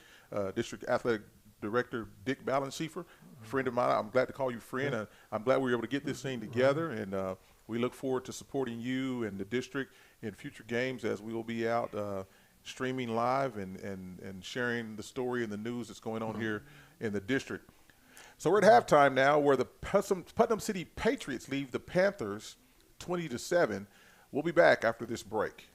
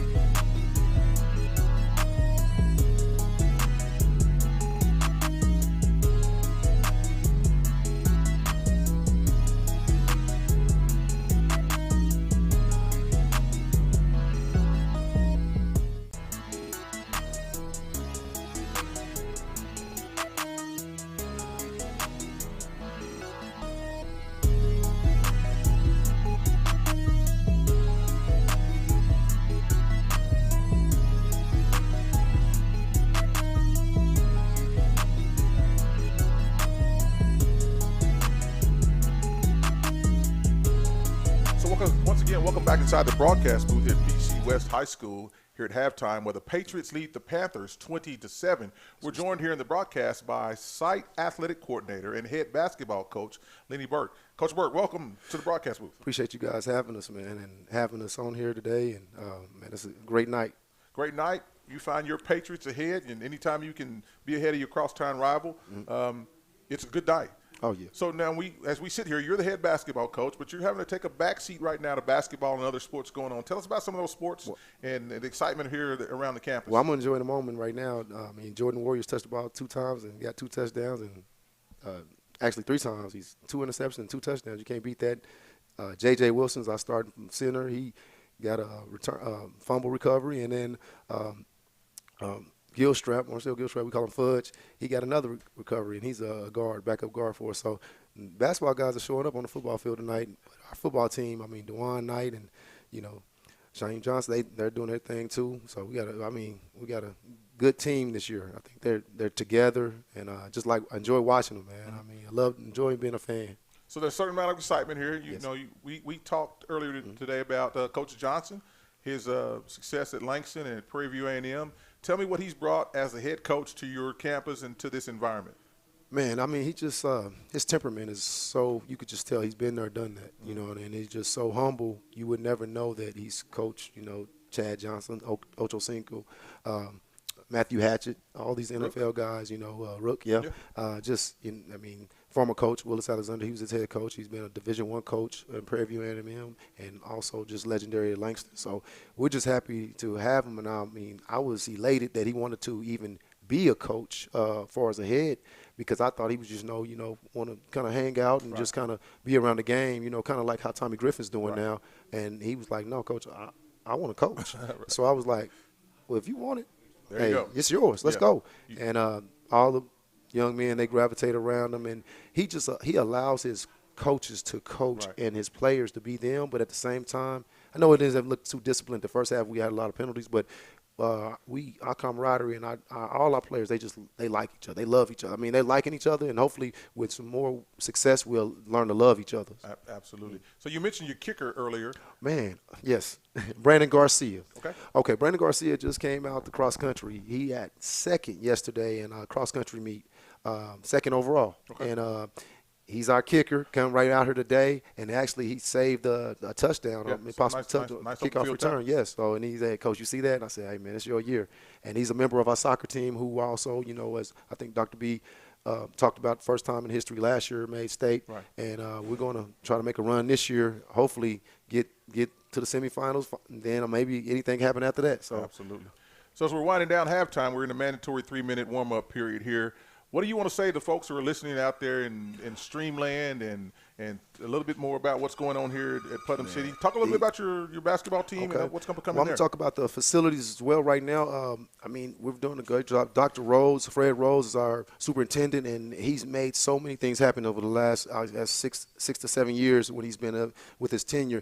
I mean, we got brand new basketball arena. We have a new ROT center, dance room. We've got a commons that's going in right now. Should be complete in October. I mean, you can see that everything. When you drive up, you know it's PC West. You don't know like it's just a school by Lake Overholster.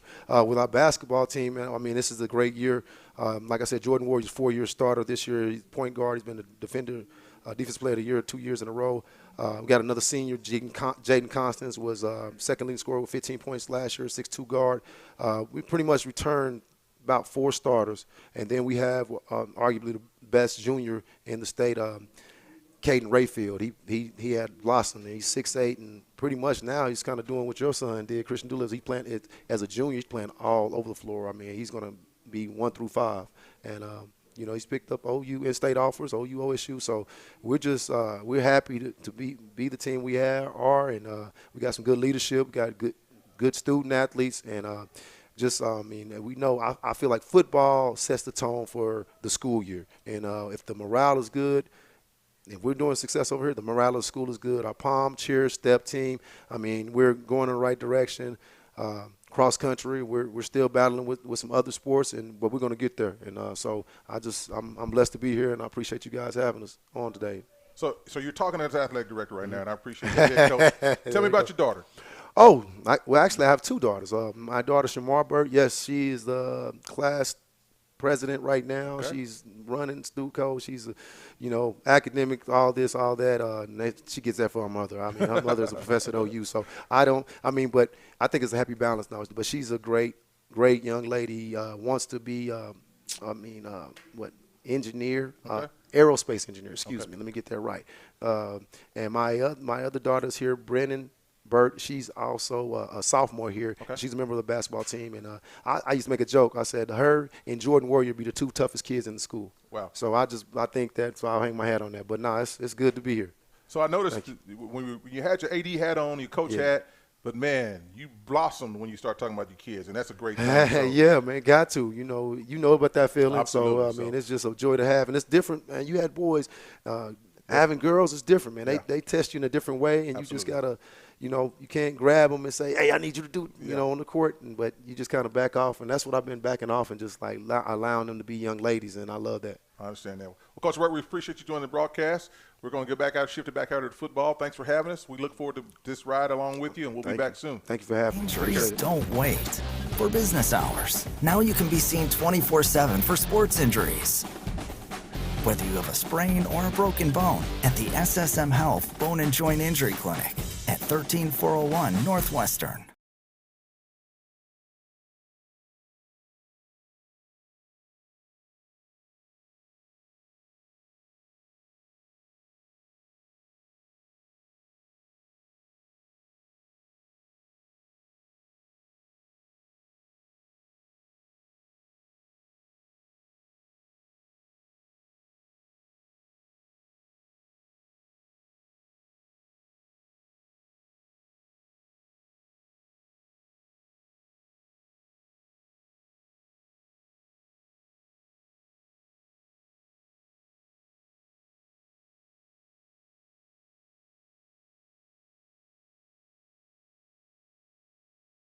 As we've got an injured player here as the Panthers are on offense after receiving the second half kickoff and now find themselves with another first down just inside of the 40-yard line as there's an injured Pirate on the field and an official timeout being taken here.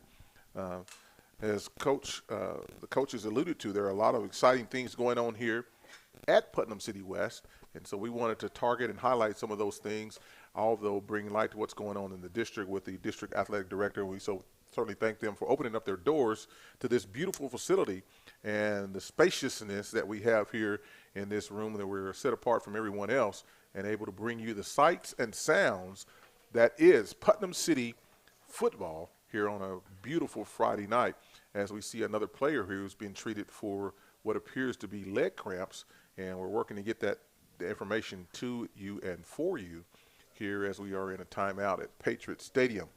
Again, Dwayne Doolittle and Eric Mr. Max Ross along with you on this edition of Putnam City Schools football, sponsored by SSM Health and Super Prep, our title sponsors. And our sponsors are Love Student of the Month, Transformation Learning Center, Northwest Expressway, and Perry Publishing and Broadcasting Company, and CBS Sports Radio 105.3. Thank you for those of you who are following along with us via the app through the Apple Store or the Google Play Store at PPBC TV. You can download that app and you can follow along on our multiple platforms and streams of music and sports, not only in the Oklahoma City metropolitan area, but our sister station in Augusta, Georgia. And you can download those along with 92.1 and AM 1140 as those broadcasts become available. So after the injured play, we're back to action here. Quarterback for the Panthers, number 12, Josh Lombard, in the deep snap formation, hands the ball off to the single back, who pushes his way through and is brought down there after being corralled by the members of the Patriot defense. Number 2, Milton Ashford, stopped on the play by number 8, Keaton Stewart. And that's going to bring up a second down after a pickup of about 4 yards for the Panthers. So, Eric, you got a chance to take a break there at halftime, and we got to visit and tell us what you saw in the first half of play and what you expect to see in the second half. Well, we saw a lot of undisciplined play. There were some big plays there, but prefacing it with the undisciplined play, they had more penalties than there were first downs, both teams. I expect that to be handled after halftime here. I expect to see some disciplined football, some sustainable drives. And as we can tell by how the Panthers are coming out now, they seem to be a little bit more conservative, if you will, but just keeping it under control right now before they try to do some things. So I expect to see more first downs and less penalties. Milton Alford on the carry results in a first down and 10 for the Panthers. Quarterback Josh Lombard hands the ball off now to number 5, Kamarion Jones, who's looking for some running room. So we're seeing an attack now by the Panthers as they looked at assess the first half now. They've gone to a dominant run game, as in the first half it was a mixture of pass and run. And so now I can only imagine that Coach Derek Lane now is trying to get the defense to to shore up to the line and then looking to go over the top there to on a play action pass or something to go over top there. You can only imagine what's going to happen here as we back down to the snap formation. And again, a run play here, number 5, Kamarion Jones, the ball carrier for the Panthers, who picks up a nice gain on the play. So it's another manageable third down here for the Panthers upcoming, who now are looking to ink out their third first down on this drive in a run-heavy offensive attack. Well, they were able to. They had 2 backs last week, Kamarion Jones and Cameron Oliver. They both went over 100 yards last week, so they've got the manpower to do it. And I think they just, like you said, they had to get the little jitters out, get refocused, and they seem to be doing well right now. So it's a battle being won in the trenches right now as we go into a handoff as the running back looks to room around the left side, and he's corralled there nicely by number 50 of the defense. That's middle linebacker Caleb Herod. Caleb Herod, yes, who stayed home, sat his butt down and read the play and reacted, and was able to stop that play for no gain or minimal gain as a fourth down comes up now. And decision-making time now for the Panthers, who keep the offense on the field, as head coach Derek Lane is giving out the hand signals into his quarterback. They'll go a tight formation, and he backs off now back into a shotgun formation with a single back and a pistol, and hands the ball off. And that play is read nicely as the defensive, again, number 50, Harad, comes in from the left side and shuts down the action, and the ball is turned over on downs as they failed to make the line to gain. It'll be 1st and 10 for the Patriots as they are now getting their swag factor back. Mm-hmm. Well, that was a little confusing to me. I mean, you've got 1 yard to go, and it's something that I've struggled with for the longest. You've got 1 yard to go. Why I don't understand the shotgun and the pistol and things of that nature when you've got an aggressive defense the way that you do. These linebackers are live wire linebackers. And to me, you need that right there between a tackle, straight up, go pick up the 1 yard, quarterback sneak, something. So I'm a little bit befuddled by that one. But it was a nice play by the defense. So that is footballology, if you will, that you hadn't snapped the ball 7 yards deep to get 1 yard as quarterback looks to throw out the bat on a swing pass on a bubble screen, and it's incomplete as the ball was short-armed there by quarterback Shaheem Johnson there, and it's going to bring up second down play. So we're looking to get the ball to the edges and trust the speed of the receivers there, as we had hat on the outside, just couldn't complete the pass. And now they look to the sideline there with Coach Johnson as they're sending out the hand signals and getting the offensive line. We're sending twins to the far side of the field, single receiver near side, and a pistol formation again, and looks like a tight end nasty. He's lined up halfway between the guard and tackle on the left side here for added protection. A trap block coming around the other side as the runner gets through and scamps through. He's still on his feet out across the 50-yard line near the 45-yard line. Number 7, the ball carrier, DeJuan Knight, one of those running backs who went over 100 yards last week, has continued to carry the load for the Patriots as that run results in a 1st and 10 for the Patriots inside, just outside the 45-yard line near the 46. 8 minutes and 1 second remaining in the third quarter of play here on a Friday night at Patriot Stadium, where the Patriots lead the Panthers 20-7. Did you hit all those peas? Oh, yes, yes. You're going to definitely need something to drink after that one. I'm puckered up. Quarterback on the high snap takes the ball around the outside there on a designed quarterback draw. A flag on the play.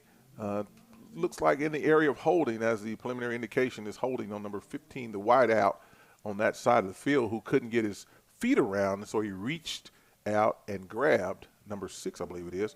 So that's a 10-yard penalty as we see a Panther down who's experiencing some discomfort as an injured player here. And so that 10-yard mark-off will be from the spot of the foul, and we'll bring it back here.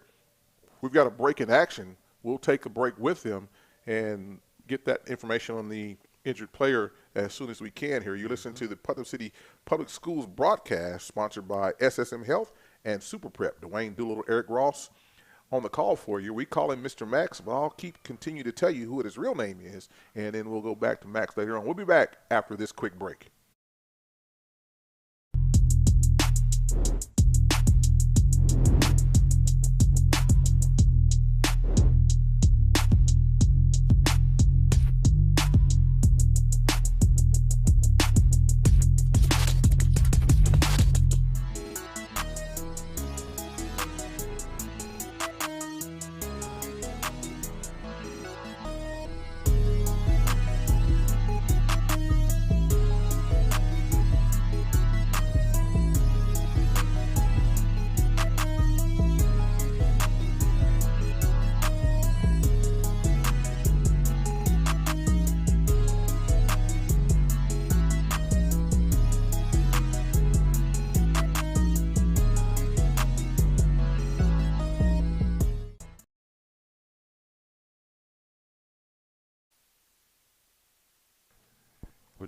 And we're back inside the broadcast booth here at Patriots Stadium. The injured player walked off unaided, appeared to be leg cramping. Here is on a warm night here in Oklahoma. The quarterback gives hand signal, goes deep across the field. The running receiver is there and drops it in nicely. There's a flag on the play as that's going to be a horse collar tackle on a completion down the field. That player is injured, but move the sticks for the Patriots. It'll be 1st and goal inside the 10-yard line on a half the distance penalty on a horse collar. A nice connection there as quarterback Shyam Johnson was giving direction to his receiver. And right now we don't have that receiver's number who's down in pain there. But the Patriots are knocking on the door again here as the receiver now appears to be experiencing some more leg cramps. So we've had some cooler weather here in Oklahoma. Gone have been the days of 100+. And so we've gotten somewhat fooled into believing that we don't have to hydrate as much as we have been on the hotter days. It's easy to drink water on hot days. It's not so easy to do that when it's not as hot. So these kids now are starting to experience some of that leg cramps, and that seems to be prevalent not only here but in the collegiate world and all over the place. And so hydration is essential. Yeah. Essential.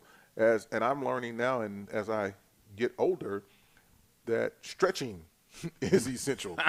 And that's not stretching the truth. That's stretching your body.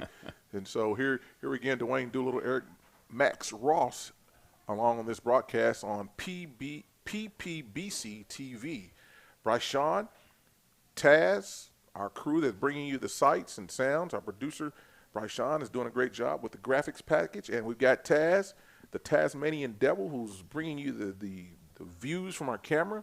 We're explaining everything that we can to you. Dwayne Doolittle, Eric Max, as this player, the injured player, Dizzy Dean said when you win, nothing hurts. He was able to make that catch and get that extra penalty yardage as he's been aided off here on severe leg cramps. That looks like number 2 that's Josh McCrary. And on that play there, as the Patriots now come out of the huddle looking to put more points on the board here on that pitch and catch downfield. So it'll be 1st and goal at the 5-yard line for the Patriots after the catch and the subsequent penalty. And the Patriots now looking to cash this thing in as we move forward, as the fans come alive here, as Vic Atherton is winding his arm. The running back bounces off a would-be tackler and scampers into the end zone. Strike up the band, man. Touchdown, Patriots. There it is. Yes. A 5-yard run into the end zone caps off a nice drive, 2-play drive by the Patriots as they go to pay dirt here as number 5, the ball carrier, Michael Ford, who puts another touchdown on the board for the home team Patriots as now they look to extend their lead to 20 points as they now lead 26-7 over the Panthers. Yeah, and the injured wide receiver that made that big play was Jordan Warrior in true fashion and true form. So the kick, talk over you there. The kick is up and it's good as this number 2 placing cross-country kicker, Brandon Garcia, puts the extra point up and good as the Patriots now lead by 20 points over their crosstown rivals, the Panthers. 7 minutes, 10 seconds remaining in the 3rd quarter of play. We'll take a quick break, come back on the other side with the kickoff information.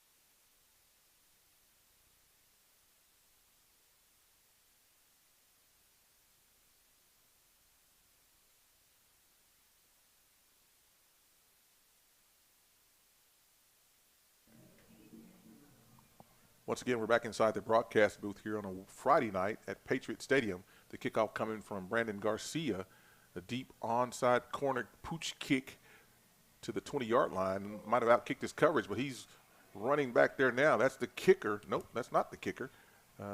That's number 20 of the Patriots, who is the person of – Yeah, it's Xavier Valdez. Xavier Valdez was able to track down the would-be ball carrier who was seeking the end zone and stop him near the 49-yard line.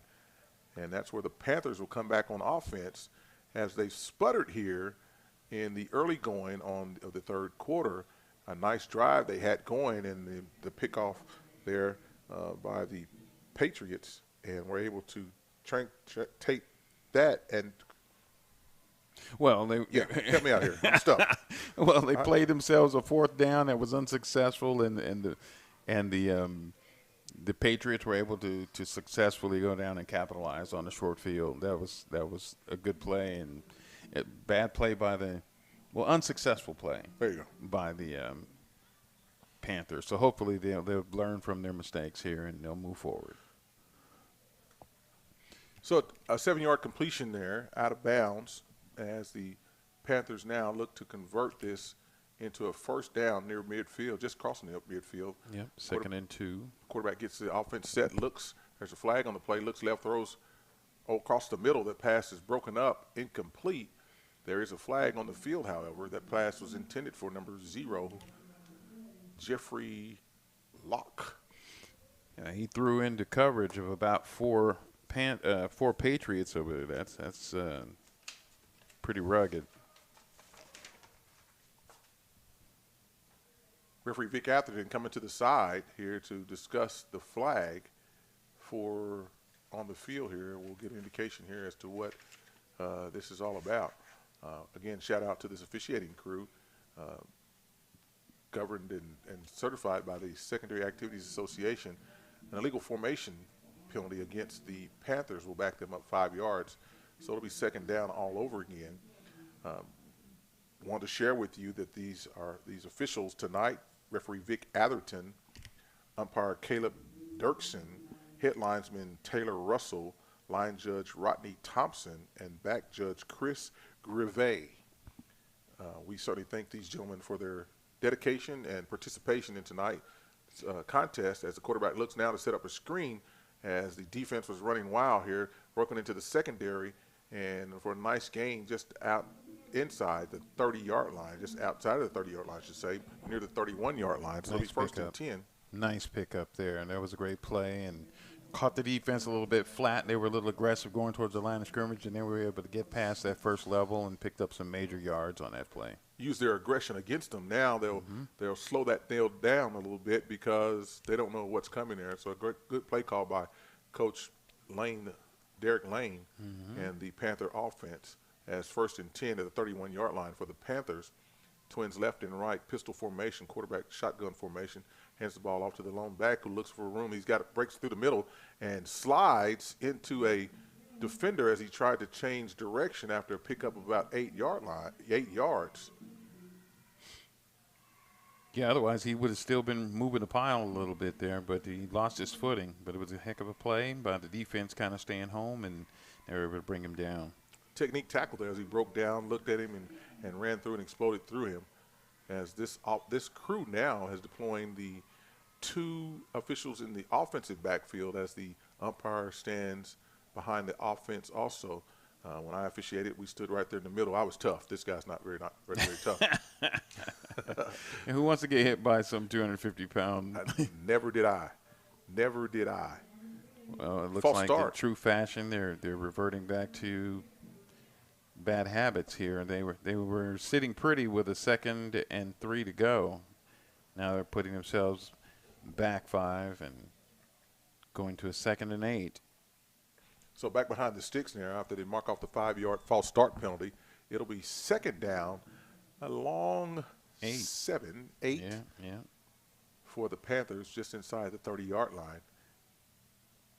Man in motion to the near side of the field. The quarterback looks, and a blitz. The middle linebacker comes, and the ball's hung in the air, and it is intercepted by the defense on tip drills as the quarterback found himself with a big bear breathing down his back and neck and threw the ball up for grabs, and it was picked off by the defense, and the Panthers turn the ball over yet again to the Patriots, who now set up 1st and 10 at their own 15-yard line.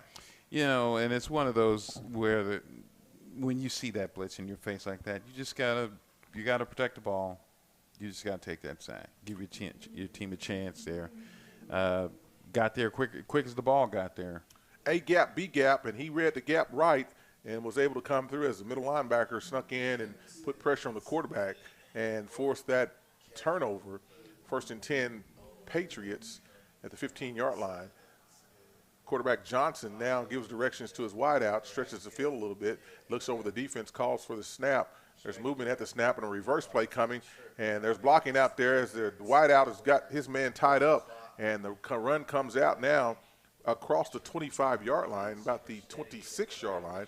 It's an 11-yard run, which results in another 1st down. Yeah, Cornelius Grigsby on that run. Grigsby, the jet sweep reverse motion, and is able to pick up 11 as the offensive coordinator now has started to mix things up for the Patriots, and now they seem to have found their swag here as they're playing with the lead, and it's always easier to play with the lead.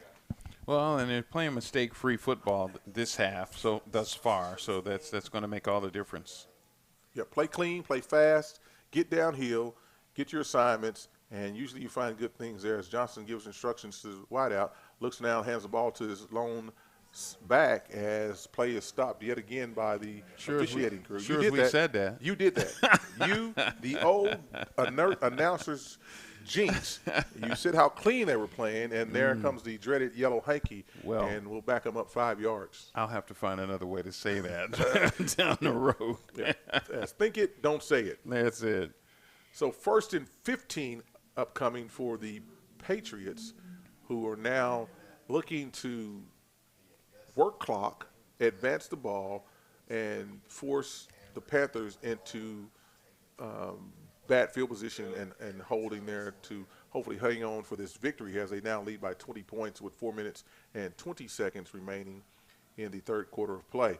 Quarterback hands the ball off to the back again. He makes one man miss, makes another man miss on his feet outside past 10-yard line. He's past the line to gain, and he picks up about 18 yards on the play, which results in another Patriot 1st and 10. Yeah, that's DeJuan Knight doing what he does, picking up yards and slashing and sliding through the defense. And the reason why he gains 100 yards. So DeJuan Knight's found new energy here as he's bouncing off of would-be defenders and carrying the load for his team as their swag factor has now gone up immensely after halftime after they've stretched the lead here. 3 minutes, 55 seconds remaining here on this Battle of the Putnams here at PC West Stadium as the quarterback takes a snap, looks left, throws left, goes across the middle, pass is complete, and that's another 1st and 10 for the Patriots as this Johnson's pass is complete to number 4, Aaron Edwards, 11-yard pickup, 1st and 10 Patriots as they are mixing and mingling and everything is coming up Patriot right now for the PC West Patriots. Well, with him being a left-handed quarterback, that side of the field is his friend. Absolutely. And, you know, most defenses are prepared for a right-handed quarterback, and it shows. I mean, that was a heck of a play, and the defense was just a little late getting there. But so it's 1st and 10, and here comes the would-be hanky on an illegal substitution penalty by the Patriots, who had too many participants on the field prior to the snap. So it's a 5-yard penalty mark-off, 1st and 15 for the Patriots at the 46-yard line, their own 46-yard line, and with 3 minutes and 8 seconds remaining in the 3rd quarter of play.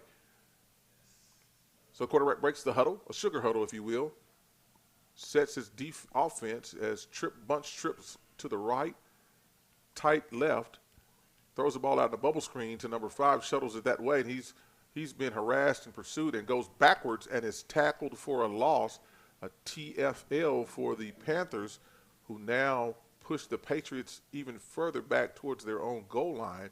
That play ends at the 40-yard line, loss of about 5 yards on the play. 2nd down, 20 upcoming. 2nd down, 21, if you will. Nowhere for Mikael Ford to go on that play. They just had everything plugged, and he tried to make something of it and ended up losing some yards. But Yeah, backside defense pursuit is right was there. there. He retreated, and they made him pay for that retreat. Same look, bunch right, left. Quarterback hands off again. This time the ball carrier's got room out there. He's still bouncing off players. He's still on his feet. Gets tripped. A shoestring tackle there is number 7. Mr. Knight. Knight, again, the workhorse, takes the ball out past the line to gain. So first and 19, third and 19, no problem. Give the ball to Ford or Knight, and they'll make it happen. First and 10 upcoming for the Patriots at the 39-yard line. There's a blade of turf that tripped me. I didn't see that phantom tackle. I guess he should still be running. It could have been, would have been, should have been, but it didn't happen. Exactly. But that's a good thing for the offense because now we've got to start all over. We're going to get the run play, good time off the clock, 40 seconds. As we get down now the play clock inside of 5 seconds, I would imagine we would see a timeout coming here by Coach Johnson, and we didn't as the play clock hits 0 and the flag hits the ground. What? But the officials are now awarding a timeout. Okay. As the back judge's responsibility is when you see zeros, throw flag.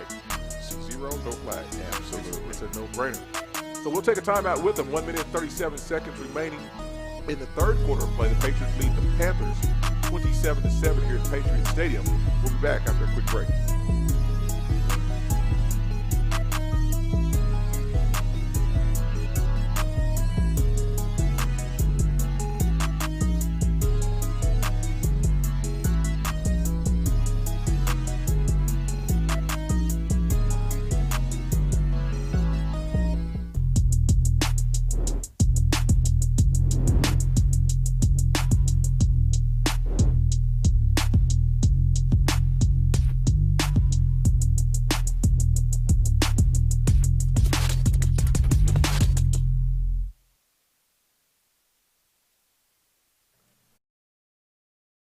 Your title sponsor for tonight's game is SSM Health and Super Prep.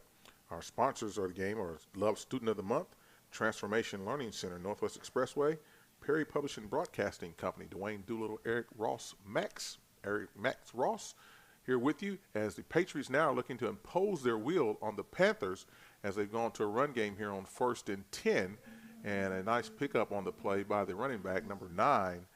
That is the person of Gilstrap. And it's going to be 2nd and 5 upcoming for the Patriots. So at halftime, we got a chance to talk to Dr. Balancey about everything that's going on here in the Putnam City School District. He's excited about their facilities, their teams, their coaches. And then we drilled it down to the home team. Coach Lenny Bird, he's talked about everything that's going on the football team. And he was quick to highlight how well his basketball players are doing out here on the football field. So once a basketball coach, always a basketball coach. You like to see your players play there. As that play broke down, and there was a tackle by the offensive player who had that defender wrapped up like a Christmas present, and he's surprised that the flag came down for holding. I'm not. Well, yeah, it was obvious right there, and it was futile because the running back Jordan Knight there was corralled by a plethora of Panthers. A plethora of a pack and plethora of Panthers preceded him. Proceeded to pummel him? Yes. Okay. Listen, I'm going to be quiet all the way home. I am not going to have a word to say when I get back in my car and drive back home. Well, then don't listen to Parliament. Funkadelic. For that P-Funk. Yes. So the 10-yard mark-off makes it 2nd down and 15 for the Patriots, on their own 46, 47-yard line. Yes. Correction, 43-yard line. Quarterback drops back in the packet. He's under duress. The block in the back that's not called, but the quarterback is going to be dropped for a tremendous loss as he wasn't able to get that ball out of his hands. And the defense was in great pursuit in the person of number 94 for the Panthers and his buddies. And so a huge, huge loss on the play as we wind down in time in the third quarter under 25 seconds remaining. Yeah, we still don't have a name for number 94. So his name is not in our roster, official roster. No. So we apologize for not being able to give him his shine as the third quarter now is running down as the game clock is inside of the play clock. and it'll be a race to see which one gets there first. And that's the end of the third quarter of play as these teams raise the celebratory 4, indicating we're in the fourth quarter, almost at home. So 12 more minutes of football to play here in regulation at Putnam City Patriots Stadium. Dwayne Doolittle, Eric Ross. We'll take a quick break, be back on the other side, get ready for the fourth quarter, and talk about what we've seen and what we expect to see. We'll talk to you shortly. Injuries don't wait. For business hours, now you can be seen 24/7 for sports injuries. Whether you have a sprain or a broken bone, at the SSM Health Bone and Joint Injury Clinic at 13401 Northwestern.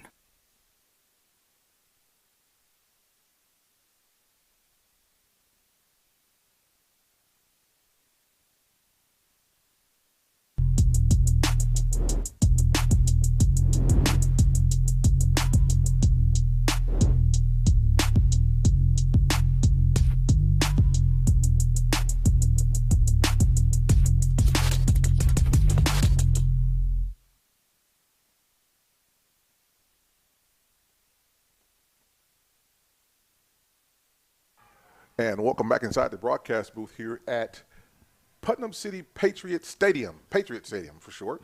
Dwayne Doolittle, Eric Max Ross, Bryce Shawn, Taz here, bringing you the sights and sounds of what is football on a Friday night. Tonight's game is sponsored by SSM Health and Super Prep, co-sponsored by Love's Student of the Month, Transformation Learning Centers, Northwest Expressway, Perry Publishing and Broadcasting Company.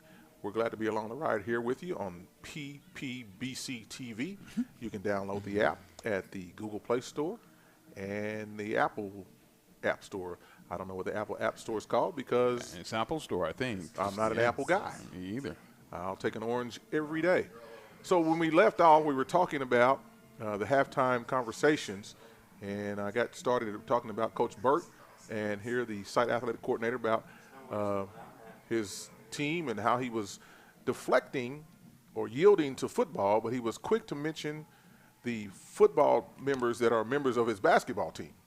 And he had a great enthusiasm as he talked about 3 members of his team, Gilstrap, Warrior, and another player, and then went on to talk about that.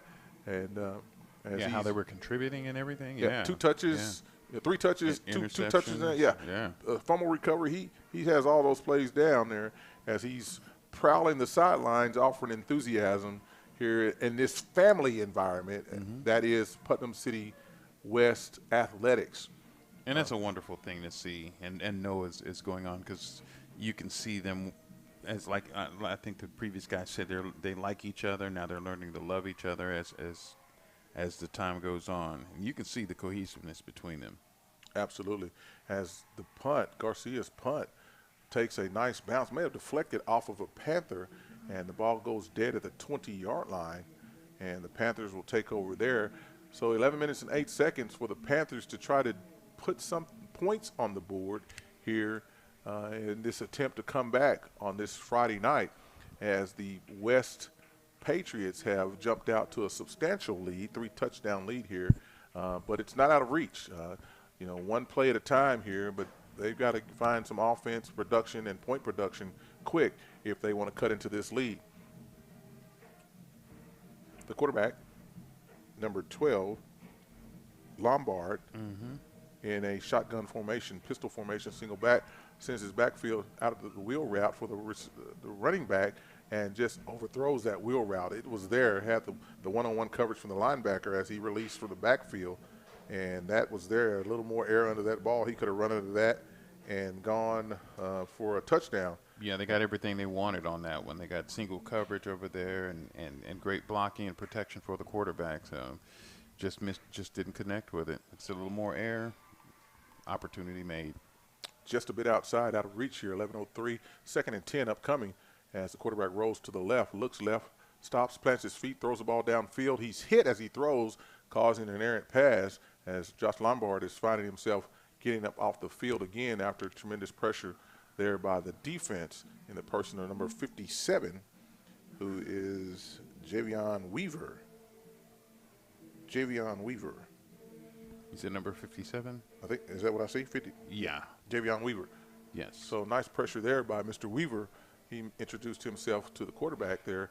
There's a flag on the field and a 10-yard penalty marked off against the defense.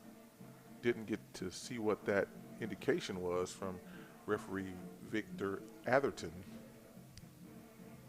And we'll come back to that. Nonetheless, it's first down and 10 for the Panthers.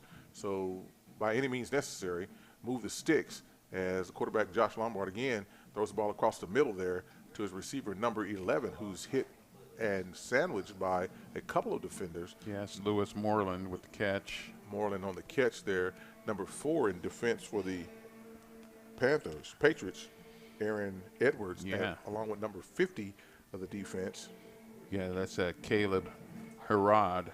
Harrod there, Yes. making his presence known, felt there from the middle linebacker position.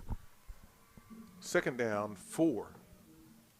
Twins left and right, single back. Timeout on the play, on the field called by the Panthers with 10:19 remaining in the fourth quarter and regulation here as Coach Derek Lane attempts to talk things over with his team and see where they go from here. So we'll take this timeout with them. And from Patriot Stadium here tonight, Dwayne Doolittle, Eric Max, Mr. Max, we call him here, knowingly known. Bryshawn, who's sending you the graphics and the sights and sounds and pictures, and Taz on the camera. We'll take a quick break, come back on the other side, and get back in some more football action. Injuries don't wait. For business hours, now you can be seen 24/7 for sports injuries. Whether you have a sprain or a broken bone, at the SSM Health Bone and Joint Injury Clinic at 13401 Northwestern.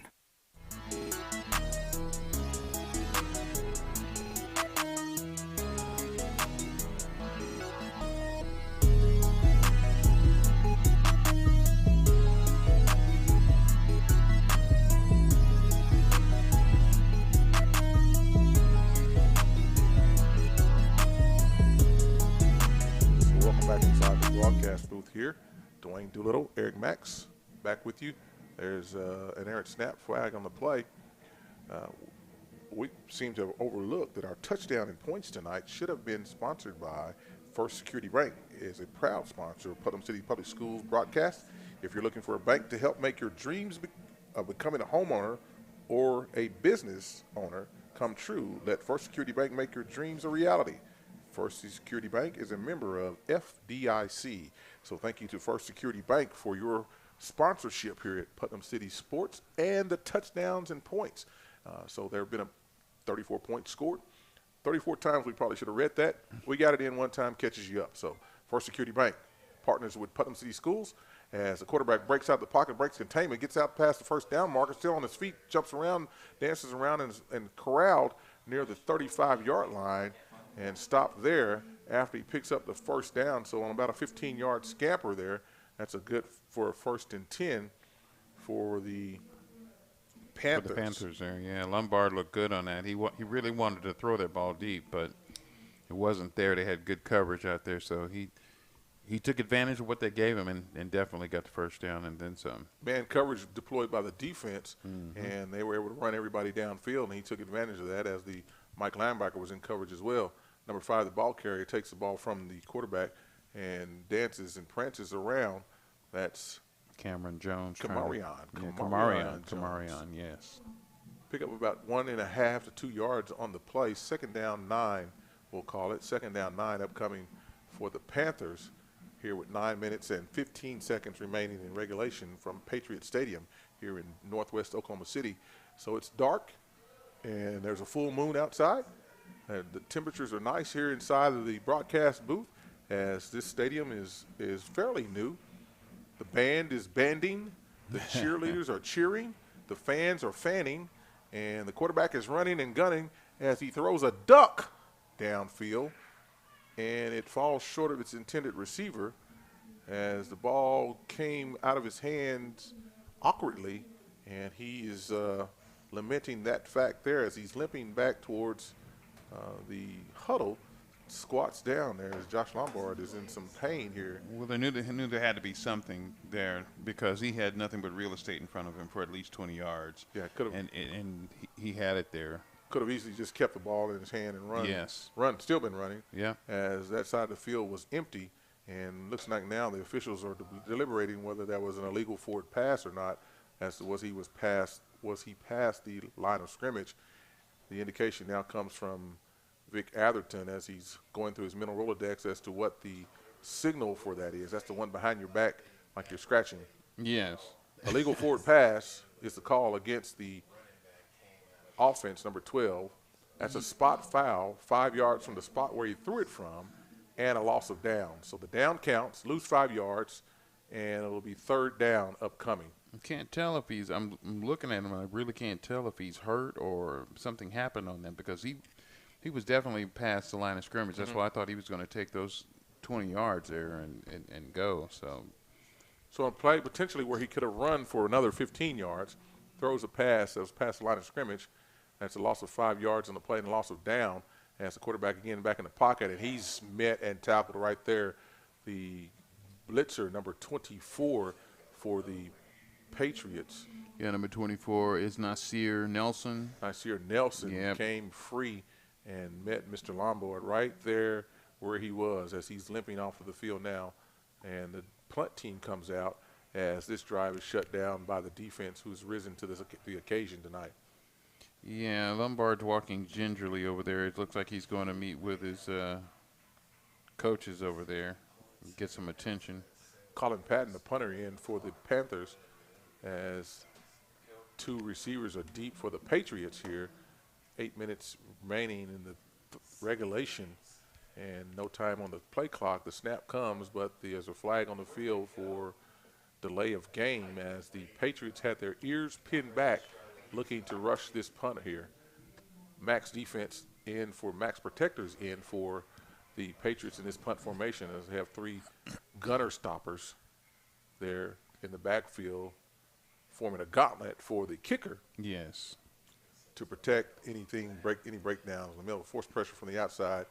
There's no pressure coming. There's a low block there. The punt gets off, and it takes a Panther bounce inside the 20 now, and it's still rolling to about the 17-yard line. There's a scuffle and scramble out near the 40-yard line as both players help each other from each side of the team there. As 40 has the emoji hands out, like what did I do type look, and the ball rolls dead inside of the 20-yard line where the Patriots will take over on offense. 7 minutes, 39 seconds remaining in this contest tonight. And so, partner, we've seen a lot of things tonight. We've seen unsporting-like conduct penalties. We've seen the ebbs and flows of emotions as the Panthers came out and struck fast. The Patriots responded and then responded again on offense and then had a defensive touchdown and special teams have taken over. So the Patriots have by far been the better team tonight in more facets of the game. You know, the takeaway is that there have been a lot of penalties on both sides of the ball, as we're going to see another one right there, I thought, as there was a lot of extra stuff. But the officials said, no, we'll just let this play out. On the run around the left side there, a pick up of about 6 yards for the Patriots. And it'll be second down 4 upcoming. Well, the officials have definitely earned their keep tonight. They have been more than busy with the laundry on the field and doing a great job. It's been equal on both sides of the field, I think. They've gotten some things that needed to be called. The UCs and the horse collar penalties, they've been all over that. They've had some alignment issues that the teams have that they've talked through and worked through. On that run play right there, it's going to be good for a 1st and 10 run for the Patriots as on a winding clock, 4 more downs to make some noise for the boys here. Yep, So it looks like 1st and 10. Looks like the Panther band is stretching for post-game activity. That's not uncommon as one team takes the field for halftime. The home team usually takes the field for halftime, and the visiting team takes the field for post-game here as these sister schools duel it out in the band world as well as on the field. And so I'm sitting here, and I made a move, and I think I've got a Charlie horse in my leg. And I think I'm going to go to SSM Health after the game myself. Well, that sounds like the thing to do. Oh, I wish he was kidding you all, but he's not. We're going to get our trainers here on this. Yeah, one thing I realized is that's going to feel real good when it stops hurting. Oh my goodness, a wrong move there. That's 58. It's something my dad used to do, like pinch me in my arm, and you go, ow, and he said, made you forget about the other pain. Oh my goodness, that was near catastrophic in these tight quarters here under this table. Well, that's true. No way to stretch your legs out. Oh my goodness, and I'm back. And so I got to talking about bands and remember my days in band and all the things we did there. There's some great athletes in the band. We marched before school, after school, during school, and during games and cold weather and hot weather and all that. So shout out to the bands, to the cheer and pom, and even here at PC West, there's a stomp team, dance team, and they are high energy. And I'll see if Taz can take the camera and train it on them as we have a break in action here. But in the stands, the dance team here at PC West is bringing high energy to the crowd on this home game night. And, man, that's a lot of energy there. Yeah, those are fond memories of days gone by, man. Good times for sure.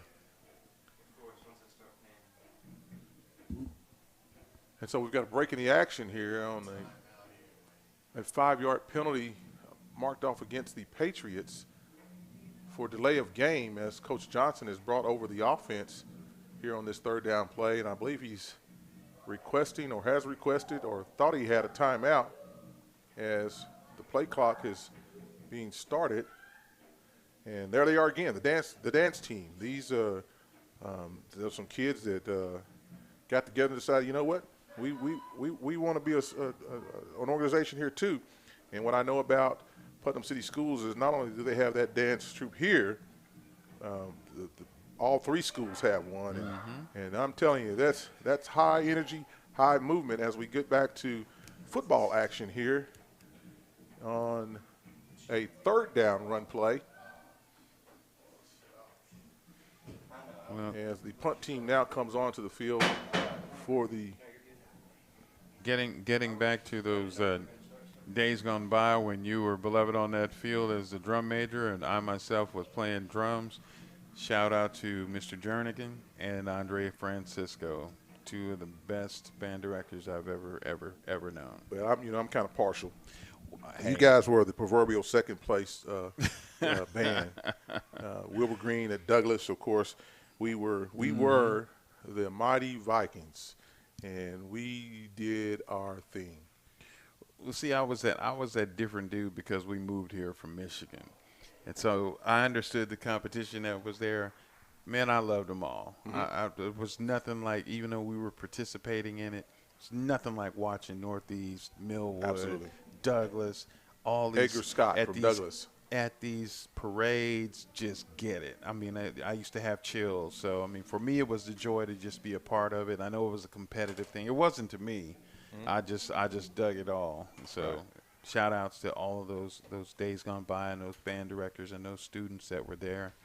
There were some phenomenal bands, cheer, drill team, cheer, you name it. It was some of the best I've ever seen. Absolutely. So what we just had here is a punt by the PC West Patriots that was touched by the Panthers and recovered by the Patriots. So ball being recovered in at the 39-yard line. It'll be 1st and 10 for the Patriots here after the miscue there on the punt by the Panthers. So, partner, our opening night officially. We've been out once before during the preview, which was like pushing a rope because there were so many teams out there. And so we've drilled this thing down now to just 2 teams. Yes. And our team here has enjoyed bringing this game to you. We will continue to bring games all season long, more games from the Putnam City District as well as the Oklahoma City Public Schools District and Millwood School District. We've got a number of games scheduled that you can catch on PPBC TV. My partner and I will be with you next week as for another version of the Putnam City Bowl, as we will be at Putnam City Stadium with Coach Willis Alexander, and they play the Putnam City West Patriots next week, Greg Johnson. So the backstory on that is that last year, Coach Alexander was the head coach here at Putnam City West. He was assisted by Greg Johnson. Now Coach Johnson has taken over, and ironically, Coach Johnson was Willis Alexander's head coach at Langston University. Wow. So we've got a whole lot of backstory going on there. We'll be at PC Stadium, I think.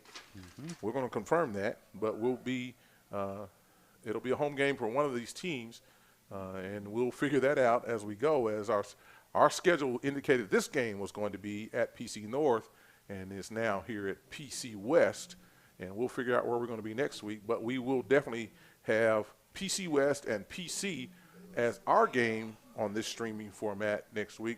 Other games across the city tonight.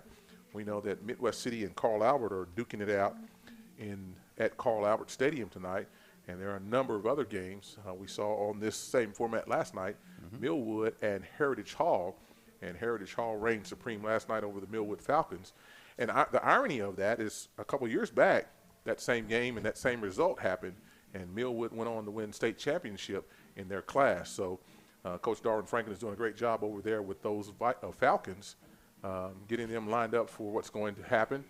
Tomorrow on this same format, we'll have the Power Bowl coming from Star Spencer Stadium as the Star Spencer Bobcats take on the Douglas Trojans, and the 73084. You can tune into this same format tomorrow, catch that.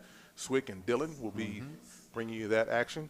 CBS Sports Radio 105.3. We've got the pregame show tomorrow as OU takes on Arkansas State. Oklahoma State University takes on Central Arkansas. And Tulsa gets into the action tomorrow and takes on UAPB. And so a full slate of games here in the collegiately around the state. Make sure you're hydrated. It's going to be a little warm tomorrow. Last week, Langston opened up their home opener against Southern Nazarene Midwest out of Kansas, and they fell to them in their home opener, so they're off this week. So get out, support high school athletics, collegiate athletics.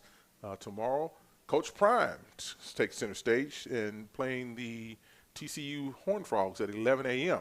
And a lot of eyes will be trained on that to see what Coach Prime has assembled there as the Colorado Buffs travel to Fort Worth to test out an early preview of what will be a Big 12 contest on next season. And so we're looking to see how that shapes out and pans out as we go forward tomorrow. Well, it should be a fun weekend, and it's all kicked off with yesterday's Kansas City game and Millwood game and Heritage Hall, and it's big football season, and football season is definitely kicked off in here. Yeah, so we open up the Kansas City game that you're mentioning. It's going to be next Thursday on CBS Sports Radio 105.3 as we carry all of their games. Even Monday Night Football is being carried on that network, CBS Sports 105.3 KINB, and you can also catch it on PPBC TV on this stream for that format. So we look forward to bringing you all types of sports via high school. Also, there's a big Pee Wee League challenge coming up that we're going to carry on CBS Sports Radio 105.3 in September at Millwood Stadium. The Gladiators of the Gridiron. Charles Thompson, one of our air personalities, former OU quarterback, the dad of Casey, who's playing at Florida International as the quarterback, former Nebraska quarterback. He's out and about watching kids, enjoying what's going on, what his children are doing there. Here on the fourth down now, there was a penalty on the play. Garcia's punt goes high into the air, takes a favorable bounce, picked up by the Panthers, number 2, and he's wrestled down just inside the 30-yard line. Number 2 is for the Panthers is Milton Alfred. Milton Alfred on that reception and run back on that kickoff return. 1 minute, 13 seconds remaining here. Doesn't look like the North Panthers are going to be able to come back in this one, as the Patriots will prevail with 1:13 remaining. 27-7 is the score now. A lot more football to come. A lot more games.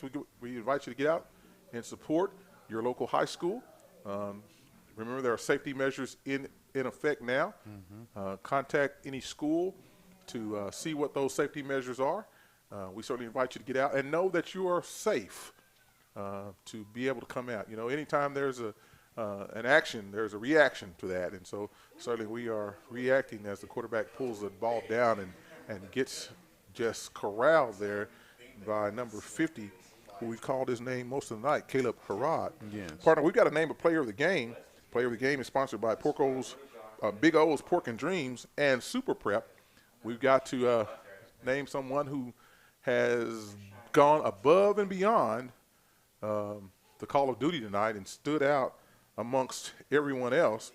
I've got my pick. I don't know about you, but he's come up huge for his team as the quarterback hands the ball off. Number 3 scampers in. Number 3 for the Panthers.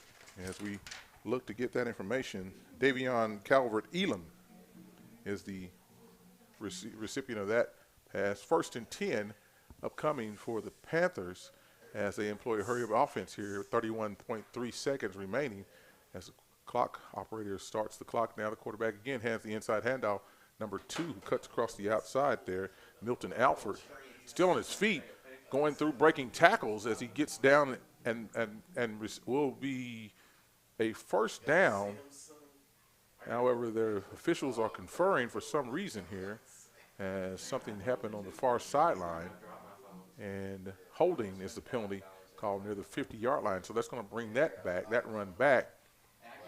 And that's been the story. That's been the story of the game for the Panthers, really. Yeah. So, partners, I'm standing here and I'm looking out to the east, just above the scoreboard. The moon is rising above the trees here, and we're in the blue moon phase, as you can see there, as camera operator Taz zooms in on that just over the scoreboard as the penalty is marked off for the Panthers, as they now will face a 1st and a lot again here. If you haven't enjoyed the sights and sounds or the sights of the moon there, it's been beautiful the last 3 nights here as we've got the blue moon. The quarterback now throws the ball in the pass. There's a flag again on the play as offsides on the defense is the indication, as Taz has done a great job of bringing that moon to us. Man, that is very calming. Has me thinking of a blue moon. Definitely.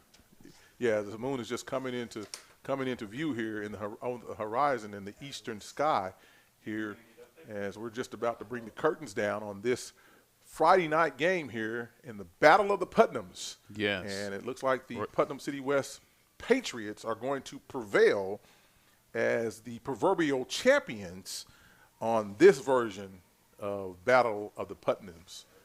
Last play, quarterback throws the ball into the flat, and caught there by number 6 of the Panthers, and runs out of bounds. 3/10 of a second remaining as he was able to scamper out of bounds there and to extend the game just a little bit here. So, partner, I don't know if you got your selection for player of the game. We'll tally the results. Look at that. 0.3 seconds remaining. This will be the last play of the game, barring a penalty. It's going to be a run play. Number 2, the ball carrier, still on his feet, seeking the end zone, is corralled up near the 15-yard line as he's still moving the pile, trying to advance to the end zone, and it's going to fall short there. And that's going to do it for regulation tonight as the players retreat to their respective ends of the field. And that's the ball game, as tonight's champion or victor will be the PC West Patriots as they prevail over the Putnam City North Panthers. And the P's don't get any better next week. Oh, man, we got to do it all over again. The Putnam City Pirates. Yeah, as Peter Piper picked a peck of pickles, pickled peppers. I'll be practicing that all week. Oh, man, I'm telling you. So there we go again. Bryshawn and Taz are zooming in on that moon. Man, what a beautiful, beautiful sight there. A calming sight, as these teams have elected now not to do the celebratory passing line, but have gone to their respective ends of the end zone as the PC North Band prepares. PC North Band prepares to perform in the post-game portion of this contest. I'm Dwayne Doolittle, my partner Eric Ross Max, Taz, our camera operator, Bryce Shawn, our switch man over there that gets us in and out of the breaks, makes us sound good, sends this production to you. We'll take a quick break as we view the moon and head to break, come back on the other side and give you our information on a player of the game. You're listening to the SSM Health Game of the Week from Putnam City Schools. We'll be back after this break. Injuries don't wait. For business hours, now you can be seen 24/7 for sports injuries. Whether you have a sprain or a broken bone, at the SSM Health Bone and Joint Injury Clinic at 13401 Northwestern.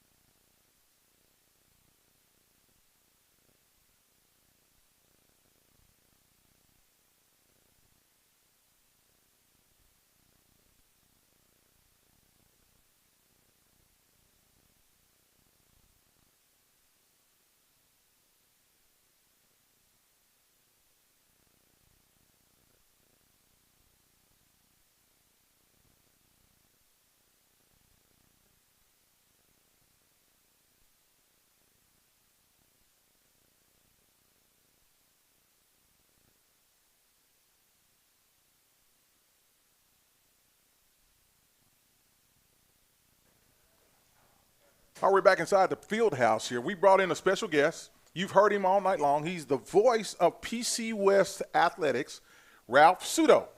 And so we've selected a player of the game. And, Ralph, I'm going to let you do the honors. The player of the game tonight was number 2, Jordan Warrior, wide receiver, defensive back. He scored 2 touchdowns tonight and made multiple big plays out there as part of the Patriot defense. And also on offense, he caught the big touchdown pass in the first quarter, I believe. And he set the tone for the Patriots out there tonight. Yeah, absolutely. He was a difference maker, not on the offensive side, but the defensive side of the ball. When the Panthers had an opportunity to go down and tie the game up, he had a 70-yard pick six, took it to the house, and that was all she wrote for the Panther offensive threats for the rest of the night. And the Patriots were able to add some points to there. So our Big O's Pork and Dream Super Prep player of the game is Jordan Warrior. Jordan Warrior. No stranger to anyone who is familiar with PC West Athletics, as the Warrior name is a household name here around these parts, as therefore he's a two-sport athlete. Brothers here. Dad is a great supporter of those athletes, his sons and their athletic program. Thank you for having us. It's been a pleasure to be here tonight, to hear you in the background, and I don't know how you were able to hold that Patriot, or what was that thing you did when they scored? Patriots touchdown. And we heard that a lot tonight, and those touchdowns were brought to you by First Security Bank. And First Security near you, a member of FDIC, for all your banking needs, home loans, and business loans. See the banking professionals, lending professionals at First Security Bank. So that's going to wrap it up for us tonight here at Putnam City Stadium. Dwayne Doolittle, Eric Ross-Max, the voice of the Putnam City Patriots. And I've struggled with that all night long. It's all right. We all do. I mean, we've got too many P's to try to keep in touch with. Next week, we play the Pirates. And we'll be back for that game. And I believe that's a road game for you guys at PC Stadium. Actually, that's going to be played right here next. So we're just going to leave our stuff right here. And we'll be back next week, same bat channel, same bat time, to bring you another version of the Battle of the Putnams. Dwayne Doolittle, Eric Ross-Max, Bryce Sean, Taz, thank you for making this broadcast possible. We'll see you next time on the radio. Good night, everybody, from Putnam City West Stadium.